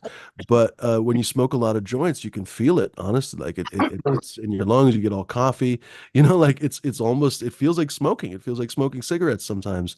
And if you smoke a joint in the car, obviously when you're parked, obviously for legal reasons, your car ends up smelling like a cigarette car, basically. Ask me how I know. So that's not something that I find super appealing. So hoping to vape more if I can. We'll see. But the disappointing thing about vapes is that 99% of vapes, it seems like, are just anemic and not that interesting in terms of flavor and potency and everything else. I don't know. Not trying to make this a monologue. This is just my thoughts on I vape. got You have the same? Silver Surfer. I still use that once in a while. That's a vape. It has like the ceramic heating element in it, but it's all hand blown glass stuff. It's really nice. I think it works pretty well. I remember that, but I don't remember what it looks like. Silver Surfer vape. I swear I've seen one of these. Oh, is it one of these? They're out of Colorado.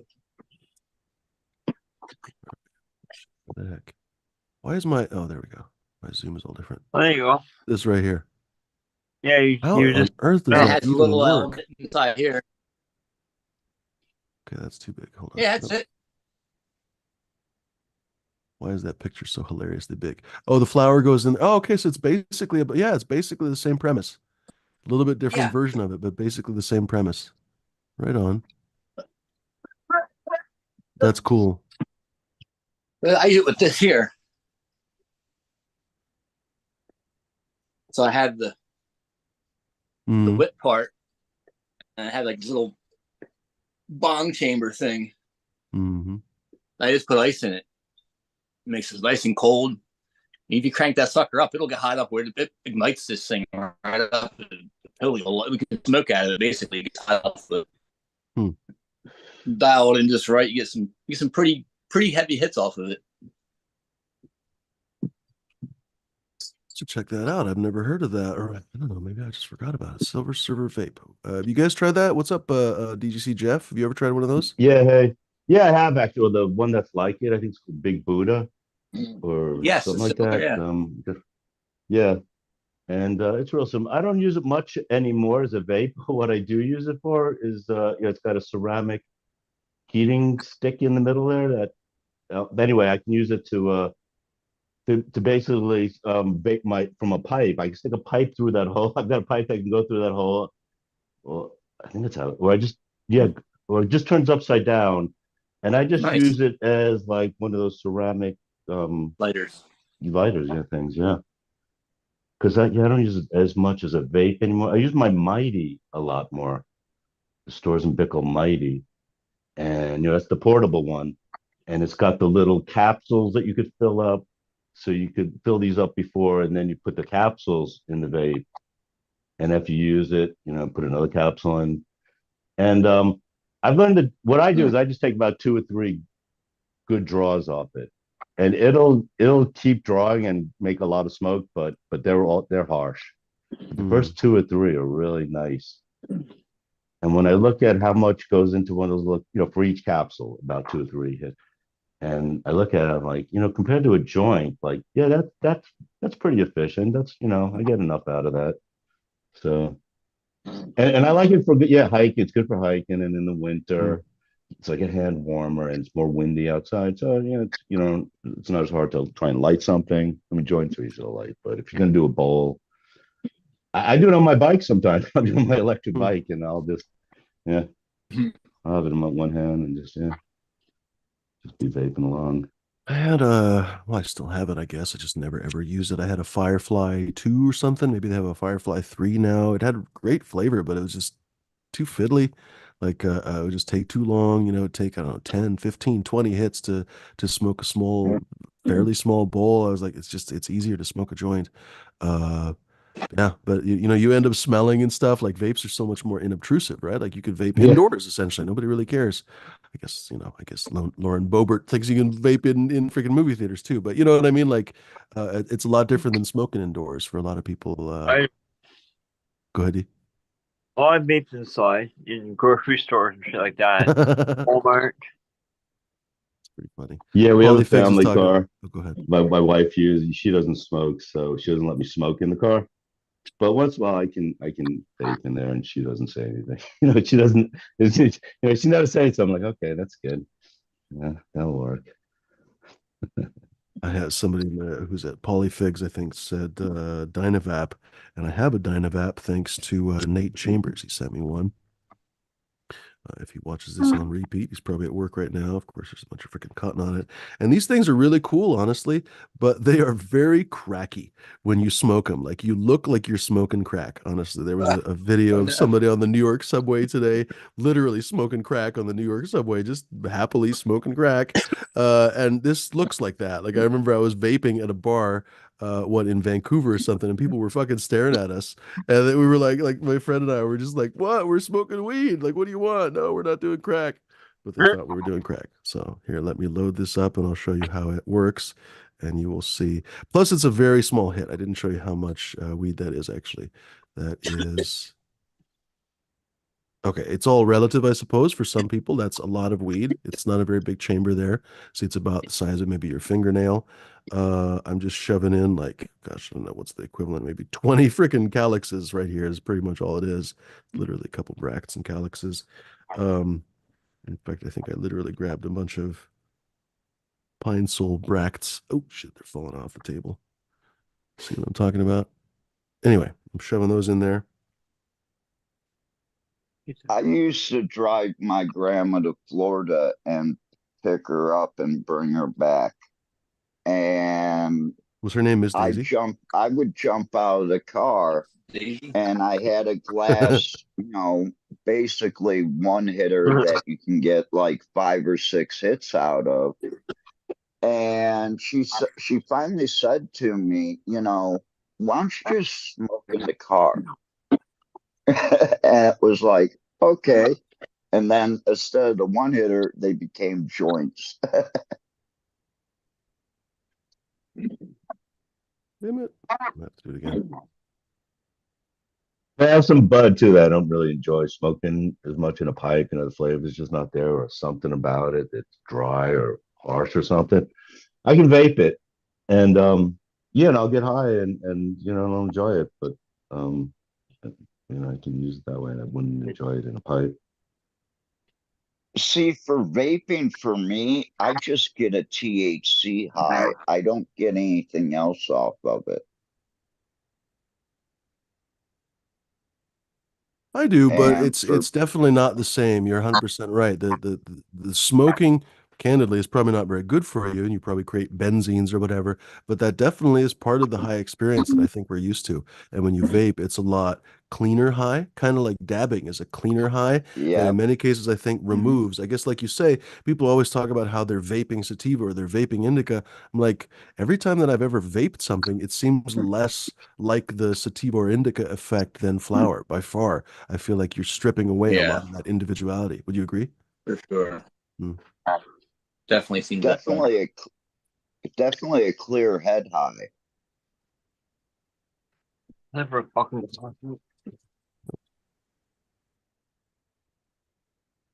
And I've got the plenty also, the huge stores in Bethel too. I'm gonna take off, everybody. Good to see you, Norstar. Nice to see you. Yes. Yeah, thanks Thanks for for Few hanging things out. everything. to take care, but it was a blast. Keep in touch, man. I'm definitely looking forward to hopping on some more stuff, Yes, having some please. more fun. Have a good until we meet Later. again. Have a good one. See, Later, he nurse. left because it looks like I'm Bye. smoking crack. That's exactly why. Chases everyone away. But you see what I mean? Like the flavor is exceptional. Like this was definitely pine sol Brax that I was saving. I was probably saving them for a picture and then just forgot. It, Uh, pardon? oh, I was gonna say it's almost as bad as a cigarette if you're The smoking a looks of cigarette. it, Well, except no, not the weird. looks of it, but just people like, oh yeah, I'm gonna get away from that person. You know, the weird thing is, I think cigarettes these days are kind of accepted, especially for example, well, I guess in Europe is a different story because they don't really have legal. I was shocked how many people smoke overseas, like fucking everywhere smokes. Whereas Everybody. here, Hmm. nobody smokes, and overseas, everybody smokes. You'll see 10-year-old girls smoking practically. I'm hardly exaggerating. Um, what was I going to say? But even here, I feel like the form factor is not bad, but the fact that you're kind of fiddling it with a fucking torch and whatever else, like that's not very helpful. I think it ends up basically looking cracky, which I'm sad to say because it's apparently an American company and everything else, but and the flavor is great. But again, this would be a very light dose, I would say, of weed. Like that's not even a quarter. I mean, not even a quarter gram. I guess I could have weighed that, but it's oh goodness, it's a small amount of weed, honestly. Maybe a freaking sixth of a gram or something, right? Uh, I should weigh it honestly, because maybe I'm exaggerating. But it's a if a gram joint is about the size of this thing, that can't be more than yeah, okay. So I'm not exaggerating. That's probably not even like a freaking tenth of a gram. So really to get anything as a normal smoker, you'd have to smoke this 5 or 10 times in a row, and then you really are basically standing there looking like you're repetitively smoking crack. I don't know. Not a very appealing experience. So for like light use at a party or something, I could see this, but man, for anybody who's a grower or something, I guess we are kind of the 1% of this. You know, people always ask on Reddit, like, what are you the 1% of? I'm like, probably weed growing, honestly, because who else freaking grows weed and grown it for, I don't know, more than 1 year and on and on and on and on. So anyway, The plenty is like something that only a grower would have because it yeah, uses so much. that's it. It's It's like a basically the gram and size a of a half or two volcano. grams of fucking full. Yeah, I think it's the same size as a volcano bowl, but yeah, it's just personal device, and That's awesome. They look lovely. it's really strong. It's sometimes you can get such a terpy hit, it's almost repellent. It's so yeah, it's when something becomes so strong that's pleasant, then it becomes unpleasant. Oh yeah. J So Five, by the way, is I actually like the Mighty better. hmm. Yeah. Did you just get that? Somebody recently on the show just got the Mighty.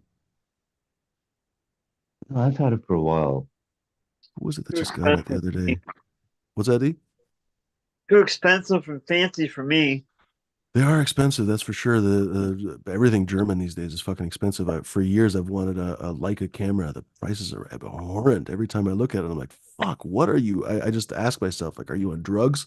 And then I realize I am Yeah. actually technically smoking cannabis. But like, they'll charge $200 for a battery, literally a fucking battery, and you need 3 or 4 of them for a normal, like a normal day just to get by in your life. So you'd have to have like $800 in batteries in your pocket. Like, what the fuck?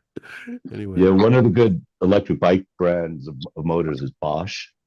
And uh, so like if you buy like a no basically, a company that's not really known for biking, it's probably some China, like mm, Bafang is the decent China motor company. And they make batteries too. But yeah, Bosch, if you buy something that's a known brand of bicycle, they'll use like something that's nice, like a Bosch, which is probably made more for cycling where yeah, you want speed and lightness and you're really into high performance biking. But Bosch, their dishwashers are good.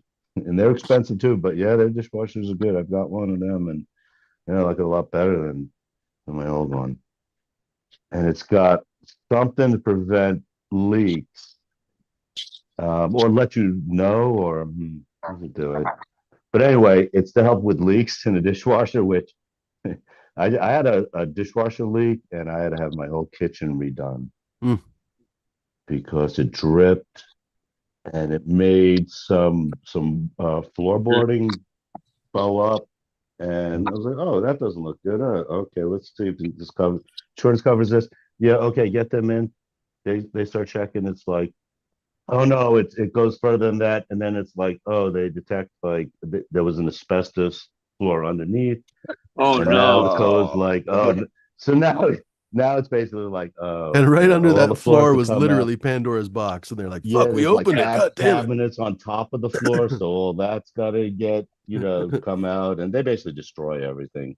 They don't mind destroying everything, especially on an insurance job. They'll, yeah. yeah. So yeah, this little dishwasher leak caused so many tens of thousands of dollars in Mm. damage.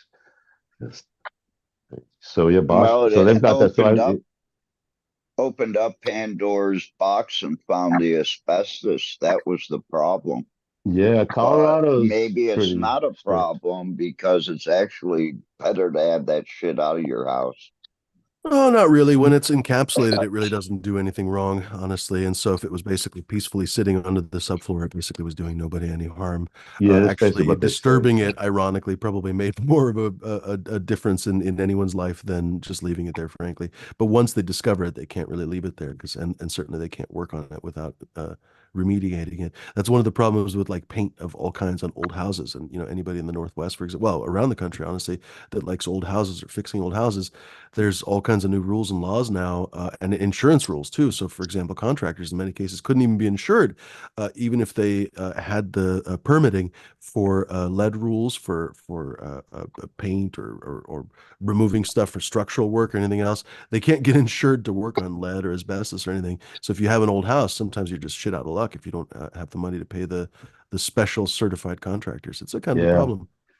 yep. Yeah, that's why it was so expensive too. Yeah, the Mhm. somebody in the contractor company had a usurp, and they have to hire another company to do the remove. So they can't Mhm. even do the removal themselves, and they have to Mhm. hire another company that's just specializes in that. And Mhm. yeah, and it's real strict. He's right And there.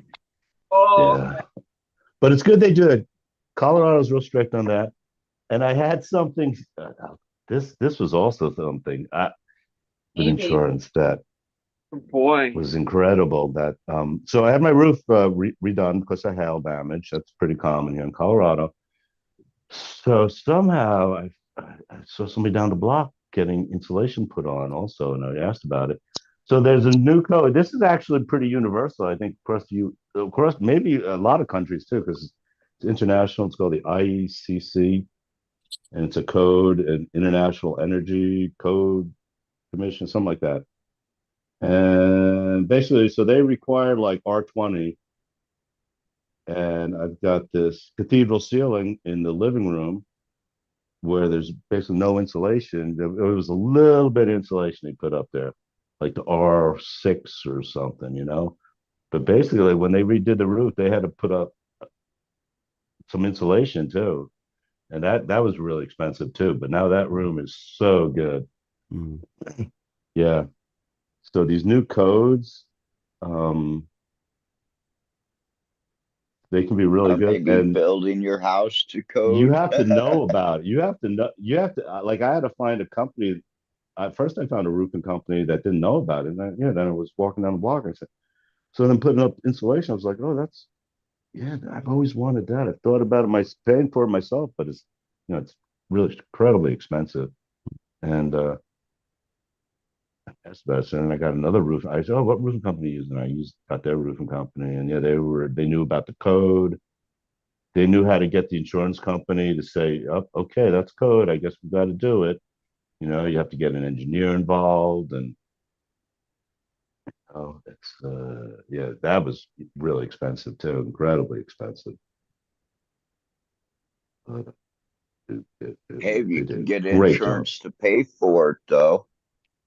Yeah, I mean, I don't know any of this. I just, I'm just walking down the block. I'm like, huh, okay. And then the roof is like, I was all, I was skeptical. Even he kind of like almost, said, yes, this is the code. Your company's going to have to. I was like, is my insurance company really going to pay this?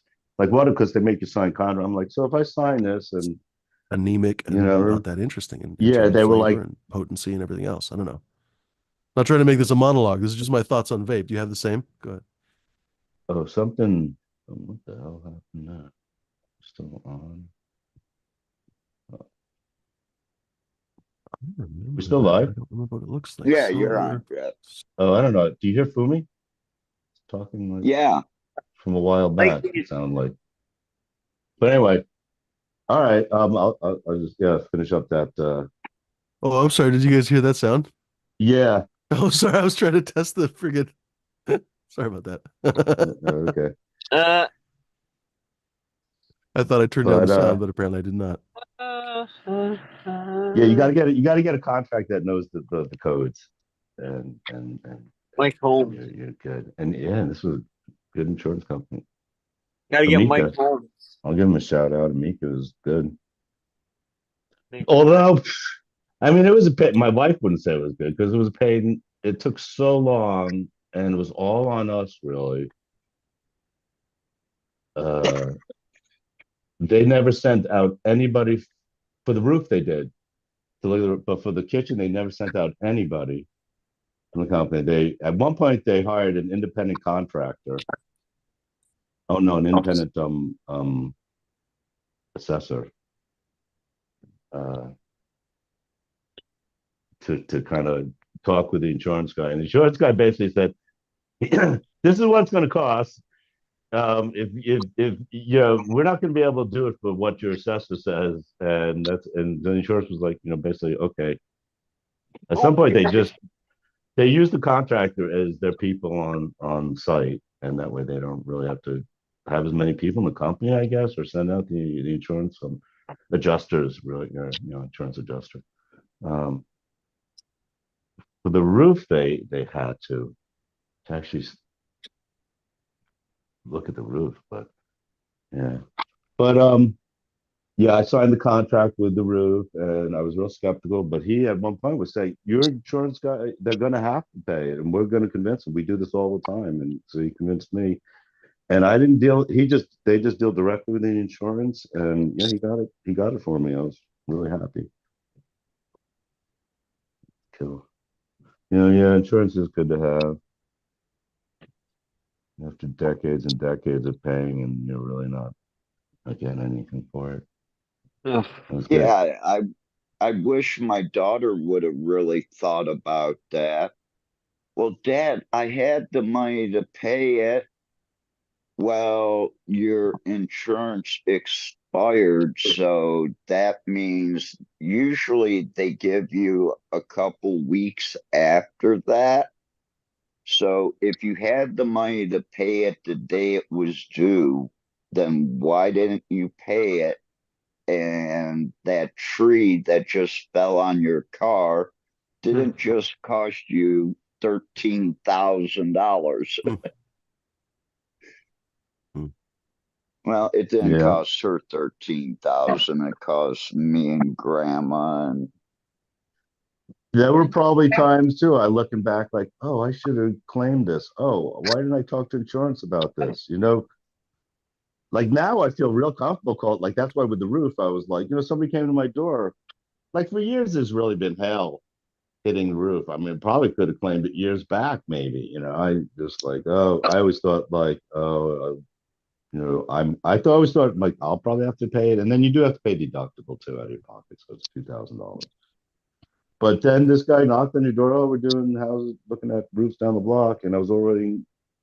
This was like the same time the kitchen was being we're finishing up, and I was familiar with insurance. I was like, okay, gonna take a look. Let's see. He convinced me. Oh no, insurance will pay it, and you get a really good roof. Let him look at it, and I was like, yeah. So like now I'm comfortable with insurance. I used to be. Hmm. They almost used to scare you, like, oh, if you call insurance and ask about something, your rates are going to go up because you're asking about it too much. Hmm. It sounds like you're looking to file a claim or something. And usually, In and a fairness, lot of insurance people, is probably the most dishonest industry in the entire country, above the some of mob them, and everything they make else. so much money. Yeah, Yeah. that's what that's what other people told me when I tell them it's so expensive. And they're like, oh, don't worry, I paid so much insurance. They make so much money. Yeah, just Oh, the don't biggest feel building in any bad. town is pretty much always the insurance company. Like for every town. Like seriously, it's not even a bank, it's a fucking insurance company.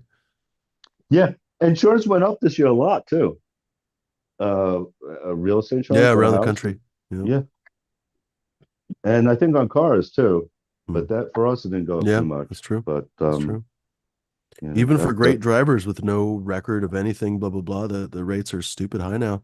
I used to know all kinds of people who would pay seriously 50 or 80 bucks a month for insurance. That wasn't that uncommon.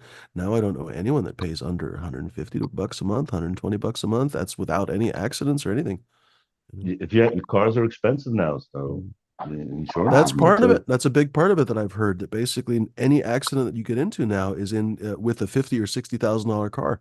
So basically, like it used to be, you might only hit a freaking $15,000 BMW Beetle or a VW Beetle, but now it's literally like a freaking $75,000 truck or something. Yeah, with that It's theft ridiculous. also.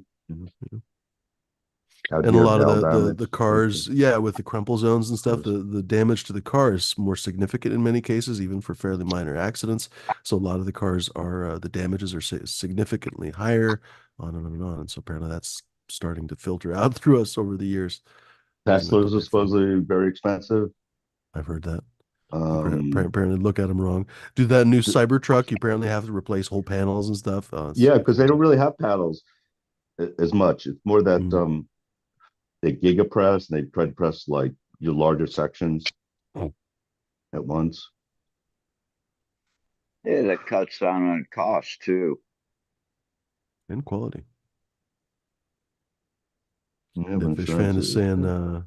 roofers all over the country scam insurance companies with the so-called hail damage. They go on your roof for 2 minutes doing an assessment and say you need a new roof. I mean, the insurance companies are probably onto that. Like if it is just some kind of scam, they probably have their own inspectors. I'm not gonna cry for the insurance companies. I have to be frank. No offense if anybody in the chat owns an insurance company. If anyone in the chat owns an insurance company, please make sure to go to my website that I obviously can't say otherwise. People Well, would some of them are Jake from State probably Farm wrote crappy. that. right. Sorry. Who are you Yeah, talking to? And Jake from State Farm. You're talking about. insurance well, in the name Florida brands went may be through good. the roof. Yeah, weather damage down there. Yeah, but the insurance guys, the adjuster said somehow I asked him. He said every 8 years. That's what they expect for a roof in this area of Colorado to have a hail damage claim every eight years. Well, Oh. that means they replace your roof every 8 years? Yeah, There's no way. Like a roof is that's like on the 20,000 average. They fucking won't just dollars. There's do no it, way. but they're yeah. Uh, I mean, how much is Yeah, your maybe insurance if smaller you're ones paying might be a for a little roof less, every eight but years? I don't know. yeah. Oh, And then with its code, I'm telling you, because they have wow. to, when they repair stuff, they have to bring up to the new codes. But it's really the codes that, like I said, what the contractor wants to apply or know Hmm. about, or It's amazing uh, how time passes, isn't it? expensive. Like I remember in my brain recently installing a floor, and it turns out when I thought about it, I was like, no, that was actually pretty much closer to 10 years ago. And I was like, wait a Yeah. second, that was just fucking yesterday. And it obviously wasn't yesterday because it was fucking basically 10 years ago. It's hard to reconcile how fast time can pass, isn't it? Yeah, yeah, Yeah, yeah. The because COVID my nasty year. mom's old house, her the floor I put in for the kitchen and the bathroom, that's now 21 years old. Huh. And for Holy you, shit. you remember installing it like just yesterday practically. And for everyone else, like, oh, that's an old floor. We should do a Yeah, new one now. Right? yeah. So anyway. Yeah. Well, gentlemen, what do you want to do? I would like to start modding this Vapor Brothers box. So if we are going to continue the conversation, I need to go and screw the idiotic. But hopefully I can do that in a short trip. It would be easier, obviously, to cut the show. But if you guys want to continue the discussion, I can certainly do that. If you guys want to keep chatting, I can make one of you guys host or whatever. What do you prefer to do? We can talk a bit, but no, it's late, so yeah, maybe just cut it. You I had a question though too Yeah. about Go for it. with those glass balls, and so where do you put them on the? You put them in the on the Believe it or drawing end after, not. like you put it On her in further forehead. downstream from the cannabis, or do you put it like upstream or with the do you mix it with the You cannabis? don't mix it with the cannabis. Let's see if I can find the video to show you. If you're just tuning in, we're just trying to figure out where Fumina puts his glass ball. That's it. That's the most important thing. Who's got the biggest balls too? Well, I should get this guy on the show. He seems fun. He does a lot of modding stuff and whatever. Let's show his. Oh, it's completely It's interesting doing that. I wonder. I the guess you could do share that with a options have pipe completely too. changed. Oh, annoying. I don't know what it would do, but you could, you know. just like mixing some size glass balls and with some cannabis into a bowl. That would have There we go. changed it, because yeah, it holds some heat Suck my balls, Mr. Garrison. and gives some more surface area. Well, Now he's showing the parts. Hold And it's on. just Where does he actually different. I don't show? know. So he basically takes the heating coil out. Oh, he'll actually show. Hold on. Does he show that or not? No. Okay, here. When he finally turns it around, well, he takes the heating element out, basically the whole glass thing. And he see the balls were already in there. So then he takes that out. And basically what you end up doing is filling this chamber with balls. So the larger balls there at the bottom, there's a ceramic tip. Basically, he just throws that out and uses the bowls to hold the ceramic element in.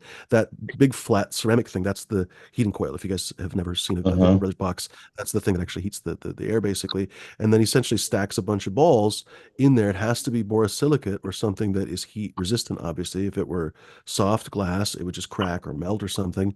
It probably wouldn't melt, but it would crack for sure, from like heat shock basically. So you just basically fill up that little chamber pretty much and then put it back. And like I say, I'm not 100% sure if it's the, see, there it is. You can see it now. Is it the, be doing bigger screen? Is it shameful. the extra heat convection basically because all those glass balls absorb that heat essentially over time because you leave the Vapor Brothers box on and maybe all those balls heat up and then the air passes over that and it produces a bigger mass of air as you inhale it, or maybe it's the turbulence of the air basically swirling through those balls.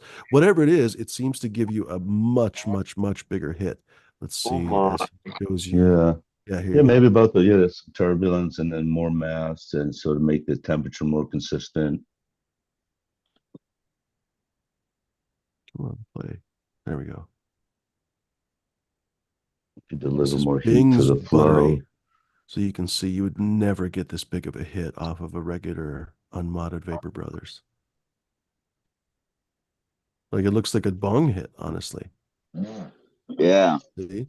And then basically after the one admittedly very long hit, the weed is pretty much cashed out. It's basically all vaped out pretty much.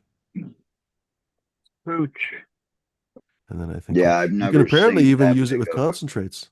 Yeah, right. You've never seen that big of a cloud off of a Vapor Brothers box. Maybe some other vaporizers for sure, but Or Oh, even a whole volcano bag. huh. Yeah, you might not be wrong. No, he's saying that basically it beats all his injectors and everything else. So I haven't even heard of some of the vaporizers that folks in the chat have been mentioning, so I can't compare them. you can get a pretty big hit off a volcano cloud though, or a bag. But this isn't too shabby. Open the window. Yeah, So anyway, I'm looking forward nice. to trying it. Yeah, that looks like good improvement. Don't have all the right size balls, but what are you Uh, going to do? I'm going to try with this mishmash of balls. We'll see, and then I can always redo it. I love that Vapor Brothers is so cool about this. He even talks about it in his, I think at the end of the video, he talks about how Vapor Bros, they literally he's talked to them and they're totally cool with him doing it.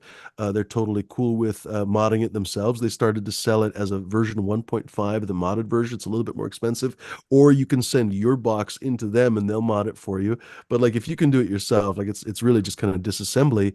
The cool thing is that they will honor their warranty even if you fuck up and you break it because they honor the right to repair movement. Like those guys are aces. The Vapor Yeah, Brothers that's good. guys are fucking aces. Seriously. They make their boxes in the US from non-toxic ingredients. Like, come on, fucking aces. Anyway, Yeah. So the size of those spheres may matter. basically just so that you can stack them in there. That's the real big Yeah, difference. Yeah. but I'm curious, honestly, if the particular pattern and everything else matters. I kind of doubt it. I suspect that basically adding more thermal mass and breaking up the air in there probably more. Like if you were to honestly just create a borosilicate like swirl basically in there, I bet that would help already. But in the meantime, I'm curious. I'm curious what the benefit will be. So we'll see. I really can't say until I try it. But yeah, looking yeah. forward to it. No, keep the temperature like if you do it a bigger draw than just an easy Maybe draw. it does. Keep it Maybe it keeps the constant temperature too. more tense, more constant. 100%. Yeah. Yeah. Um, that was the whole thing with a lot of different vaporizers, like the Firefly 2. They have a whole vapor curve because they know as you inhale across the heating element, basically you lower the temperature of the heating element. So then the heating element either has to ramp up or do something to keep the temperature. So their whole choice was whatever artistic, I guess, that they wanted the temperature of the vape to swing through all the different potential vaporizer zones.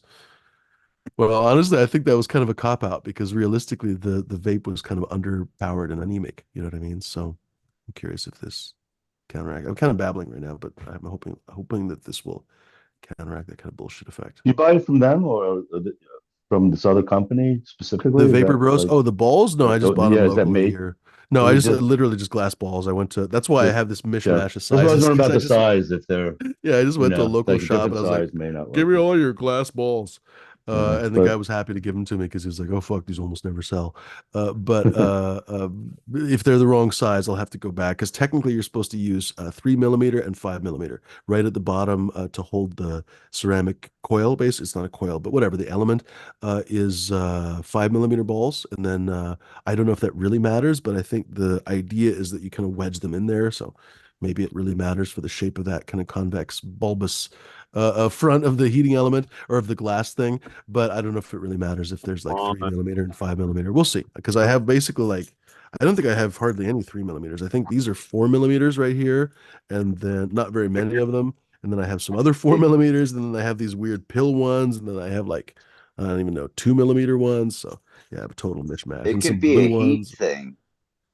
That's what I'm thinking that it is basically. I think it's probably both. I think it's probably heat and swirly convection, basically. So probably when you pull across that coil, there's probably right in the middle, for example, a strip of hot air, but probably on the sides, essentially, there's probably swirls of cool air, and so you're doing very inefficient heating of the vaporized material, basically, the vaporizing material. Whereas if there's a bunch of glass balls in there retaining heat, probably that air circulates over that heat and basically all the air gets heated to the same temperature, and basically as a mass that air crosses that flower. I'm kind of hypothesizing, but I suspect that that's probably what it is. Anyway, anybody in the chat that knows better, please feel free to let me know. Well, actually, we're probably going to bounce here in a few minutes. Yeah, yeah, uh Sorry for the bad news, Captain. I know you were thinking about staying for that's all another right. 7 hours. uh you could always go to, well, I don't know if anyone else is doing another channel. I'm well, I'd happy stay and for a bit if high. somebody else wants to hop on. But What's that, Jeff? I'd stay for a bit if somebody else was going to hop on. But Someone wants to. just saying D that, thinks he's going to take off. Last call, I guess, yeah, folks. Oh, cheers! Look that's at that cool. blast from the past. Cheers, Johnny. He's playing with his pot and balls. Says Johnny. If you guys want to consider this last call, you guys can hop on here and perhaps have a little conversation.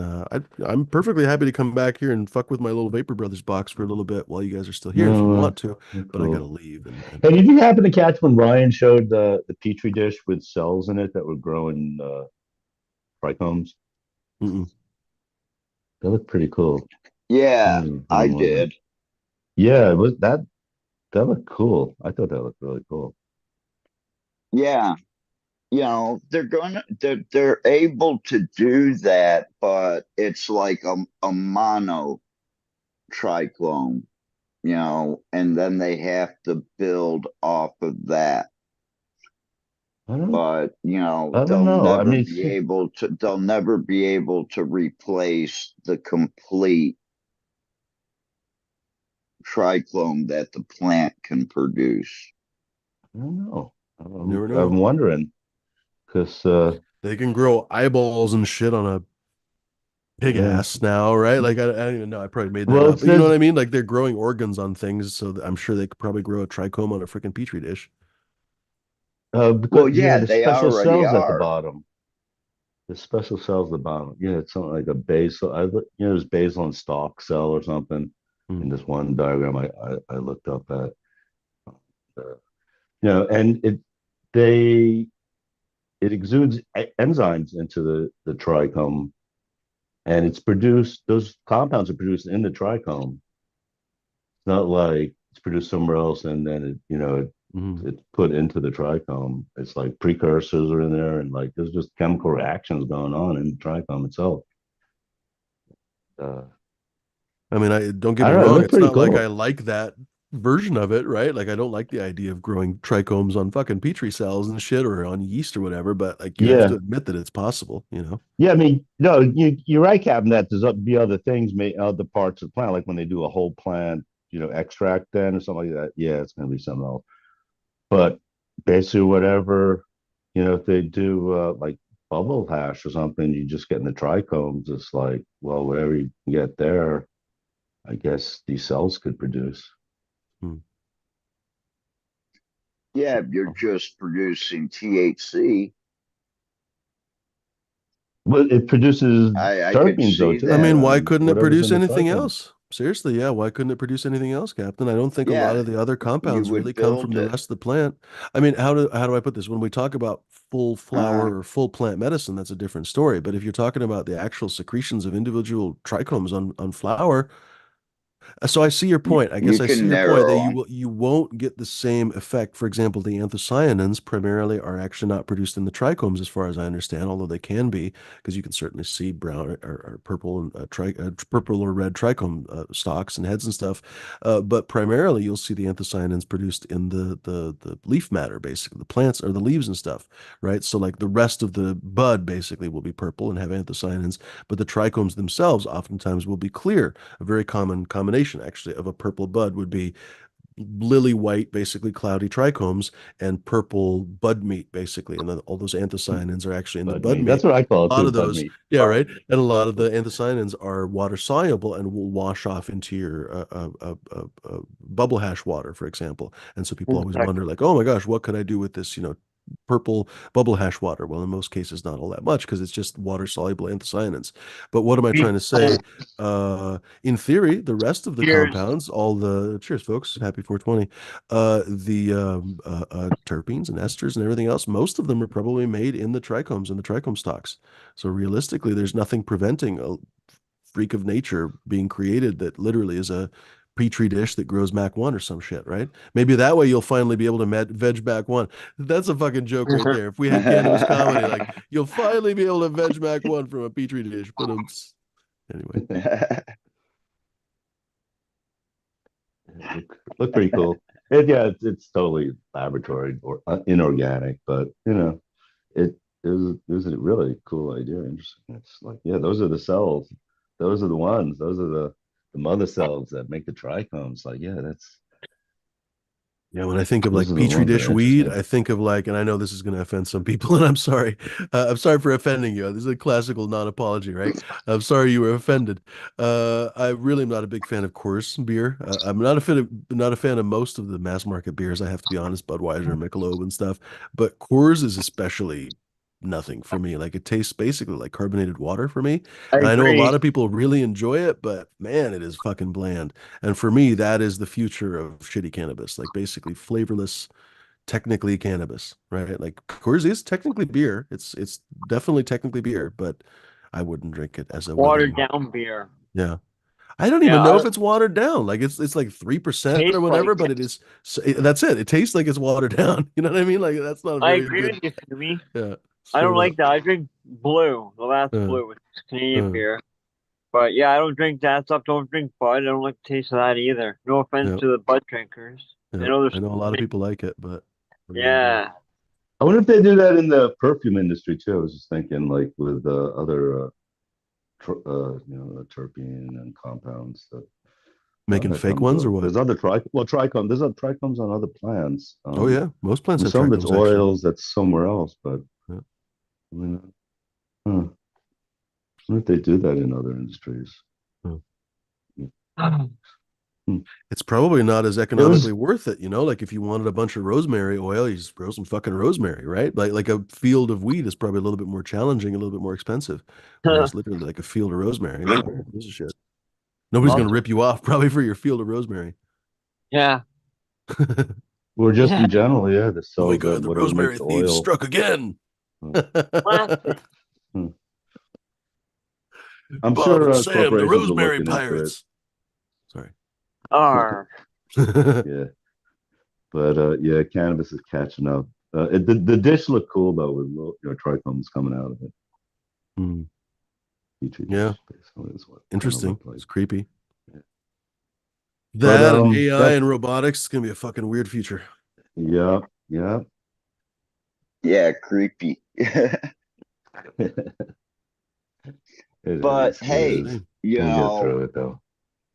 I really think in the next 4 to 5 years, there's going to be really tremendous leaps and bounds in this. I mean, that's the positive of it, like I'm worried that it's going to kick a lot of individual little people out of it, people like us basically. But I guess if there is an upside, the upside is that probably a lot of medical conditions are going to be solved in the near future. There are some people who are extremely optimistic. They think that, with the advent of artificial general intelligence, certainly something we've talked about a bunch of times on the show with Ryan and so on, they think that basically a lot of the cures for diseases are forthcoming, essentially cancer and literally aging and everything else, all kinds of diseases and everything else. And there's honestly reason to assume so because artificial intelligence is exceptional at correlating all kinds of weird little data points that would take 100 years for a person to figure out, and on and on and on. So anyway, Yeah, interesting. medicine. Yeah, there'll be a lot of advancement there. Mm. I noticed just on Amazon though recently something new on some item. If you go to look at the Oh, review at the AI top, reviews yeah, an AI review, like somewhere it says, is yeah, this is great, an AI. is Like, sharpening excellently. yeah, it's perfect. Like, ask AI, just read all the reviews and summarize it, and yeah, if something's important, it'll say it in its review. Mm. That's pretty funny. Yeah, As a yeah, large, yeah, you'll see that too. I've seen that on Reddit. Admittedly, I don't really shop on Amazon enough to really have noticed this, but people apparently find this all the time on like a lot of the Chinese products. The review will start like, or even the product listing, it'll start as a large language model, blah blah blah blah blah, and then it'll have the listing. So in other words, like they were literally using ChatGPT or some shit. Anyway, yeah, yeah. ladies and germs, we should probably Yeah. pull the plug before we start talking about 50 other things, and then we'll be here for another hour and a half. Great conversation with Norstar, though. I think it's always a pleasure. We talked about hopefully different things than the first episode. I hope because I don't want people to feel like they get their money's worth. The show's free, but I hope that the people didn't feel like it was a repeat or whatever. I think we talked about different things. Really like to have him on again because a super cool guy. We still even didn't really talk about all that many of his old. Strains. Perhaps he doesn't want to talk about that, but I know a lot of people would like to talk about, gosh, all the different things he bred for TGA over the years. And well, anyway, who knows how much he wants to talk about TGA, of course. We'll have to have him on again. Super interesting guy. Definitely one of my favorite guys to talk to, honestly, because he Yeah, talks kind of definitely. our language, right? Like he literally talks our language about we he smokes weed right in front of us. So that's Absolutely. definitely a really welcome thing. Anyway, super interesting guy, and Huh. he wasn't joking. He does a lot of his own stuff. Like he does a lot of Green finger. woodworking. He's been, if you follow his Instagram, he's been doing. Well, granted, I haven't seen his. I've been not as active on Instagram for a few months, but he was doing the grips for his 1911s, and uh he was doing like all kinds of interesting things, meteorite and fossilized wood and all kinds of cool stuff. What else? He did a bunch of, I think the room that he was sitting in, he built it and kind of showed it on Instagram maybe a couple of years ago now. So yeah, he definitely likes to get his hands dirty. So cool guy. In the meantime, though, I think we'll slowly start to say our goodbyes. Thanks everyone in the chat. Frosted Mini Wheels, of course, and who else in here? J5, Green Fingers, of course, Oh, 25. Midwest Outlaw, a bunch of guys hanging in the chat. Skunk Ape Glassworks. Who wants to go first, gentlemen? I think we'll start to say our goodbyes. I'll go first. Go for it, Captain. Thank you, Fumi, for another great show. It was awesome having North Star on. Thank you so much Yeah. for coming and joining us. Everybody out in chat, have a good one. Dr. Jeff, peace, brother. D, Thanks, stay Captain. warm as always. And Fumi, see you on the next one. Right on. Cheers, Captain. Go for it, Jeff. Yeah, yeah, thanks, Fumi, and You're thanks, welcome. D. It's always good, always great to stop in and talk with some people. And so Saturday will be the next time we talk or Mhm. meet. Okay, great. Indeed. Right on.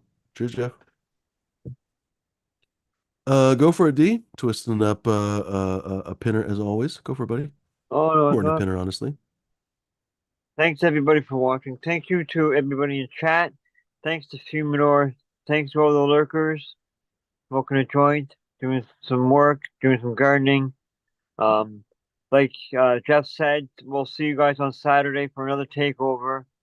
And remember, if your women don't find you handsome, at least find you handy. Keep your stick on the ice, eh? Cheers, D. Good to see you. Ah. Well, goodness gracious, a couple hours have just flown by. It was a great talk with Norstar. Like I said, honestly, awesome guy. And I'm not joking at all or exaggerating or anything when I say that his genetics are exceptional. So one of the few breeders that I would say like wholeheartedly go and buy his shit wouldn't shame me at all if you basically go and buy his gear first before you buy some of mine because honestly a spectacular breeder. I have every plan to grow more of his genetics in the future because I know that I can count on interesting and solid genetics. I'm not joking. I'm really not joking. I'm not in any way paid to say that under any circumstances. Um, but I've just really enjoyed some of the most beautiful flowers that I've ever grown were from him. His breeding, actually, not just even TGA or anything. I did technically get the Bedrock Boogie from Subcool, but basically it was Norstar breeding. He was just he sold it to Subcool as a potential a tester and potential line, and Subcool decided not to run with that line, ran with some other things, Roswell and a few other things. Roswell, I think, was from Norstar. So anyway, excellent genetics. I've had nothing but good experiences from his genetics, and I would definitely, will definitely grow his genetics again. I'm literally growing his Harvest Moon, and maybe I have a seedling of something too. I had a bunch of his stuff, not a bunch, but I had a few things of his growing. But then with the move and stuff, yeah, some stuff just got killed and died and whatever else. But thankfully, I have that Harvest Moon that looks nice, and I'm willing to bet I have at least a couple seedlings in the veg tent. So hopefully something else. So I'm not exaggerating. I definitely will grow more of Norstar's gear in the future. Hopefully I'll grow. Well, hopefully I'll open up some of the stuff that I've gotten from him. I do have that where the little tiny little plastic baggie, literally with like 100 seeds tops. Oh, look at that! Smash is coming. Tiny little satchel of Bedrock Boogie crossed to JTR seeds, and anyway, so we'll get to that in the near future. Smash probably didn't know that we're just leaving. Smash, are you just saying hello or what? Did you know that we're taking off? Oh, you're muted, bud. I just wanted to say what up. Jump Oh, in right real on. quick. Cheers, Smash. Hi, Good to Smash. see you. Hope everyone had a good day. Hey, man. Sorry I Happy missed Valentine's it. Day. Oh, that's all right. I've been missing I've been setting up the room, trying to fucking get all this shit That's organized. cool. All my plants are ready to flip. Nice. Right But on. yeah,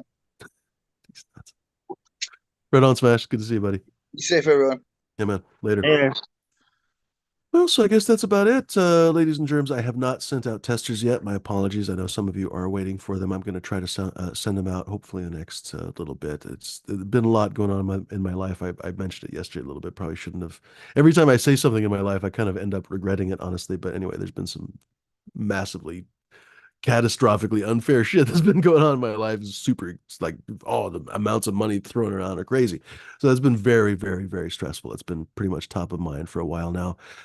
So anyway, bear with me, ladies and gentlemen. Hopefully we can get back in the swing of things. If you are still interested, I guess the upside, there's always an upside, even when you're fucking falling off a building, I guess.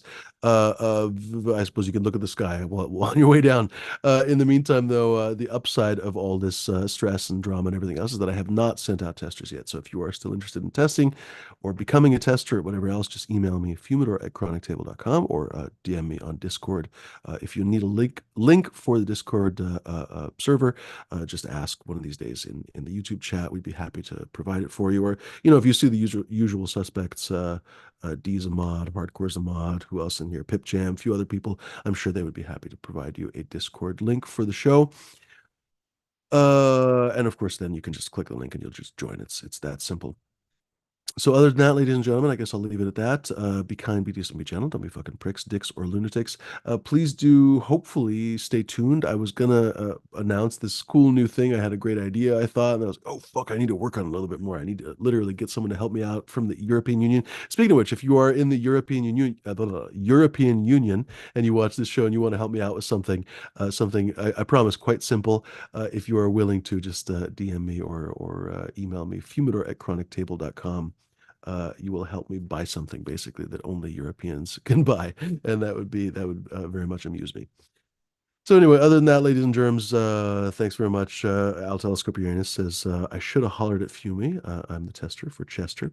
The bester tester for Chester, I'm sure. Al Telescope, just DM me if you'd like to test for me as well. In the meantime, folks, adios. Thanks for hanging. Thank you, of course, Dee. Very much appreciated for all the things that you do. So it's confirmed that on Saturday we're going to be doing takeover time. Yes, sir. Right on. Same Good- bat good to hear. time, same bat channel. Good to hear it, Dee. Nice to hear. And now we can even say it. It used to be an hour later. Now we can say same bat time, same bat channel. Adios, folks. Thanks very much for joining us. Until we meet again, I think I said puff something wonderful. If I didn't, please do puff something wonderful. And otherwise, enjoy your lives, I hope. Don't be fucking douchey McPants fuckface, honestly. This shit that I'm dealing with, it's all because the guy's a douchey McFuckpants. Don't be a douchey McFuckpants, ladies and gentlemen. What do they say? Be the kind of person your dog thinks you are. Isn't that basically the way that anybody would like to be? Be the person that you think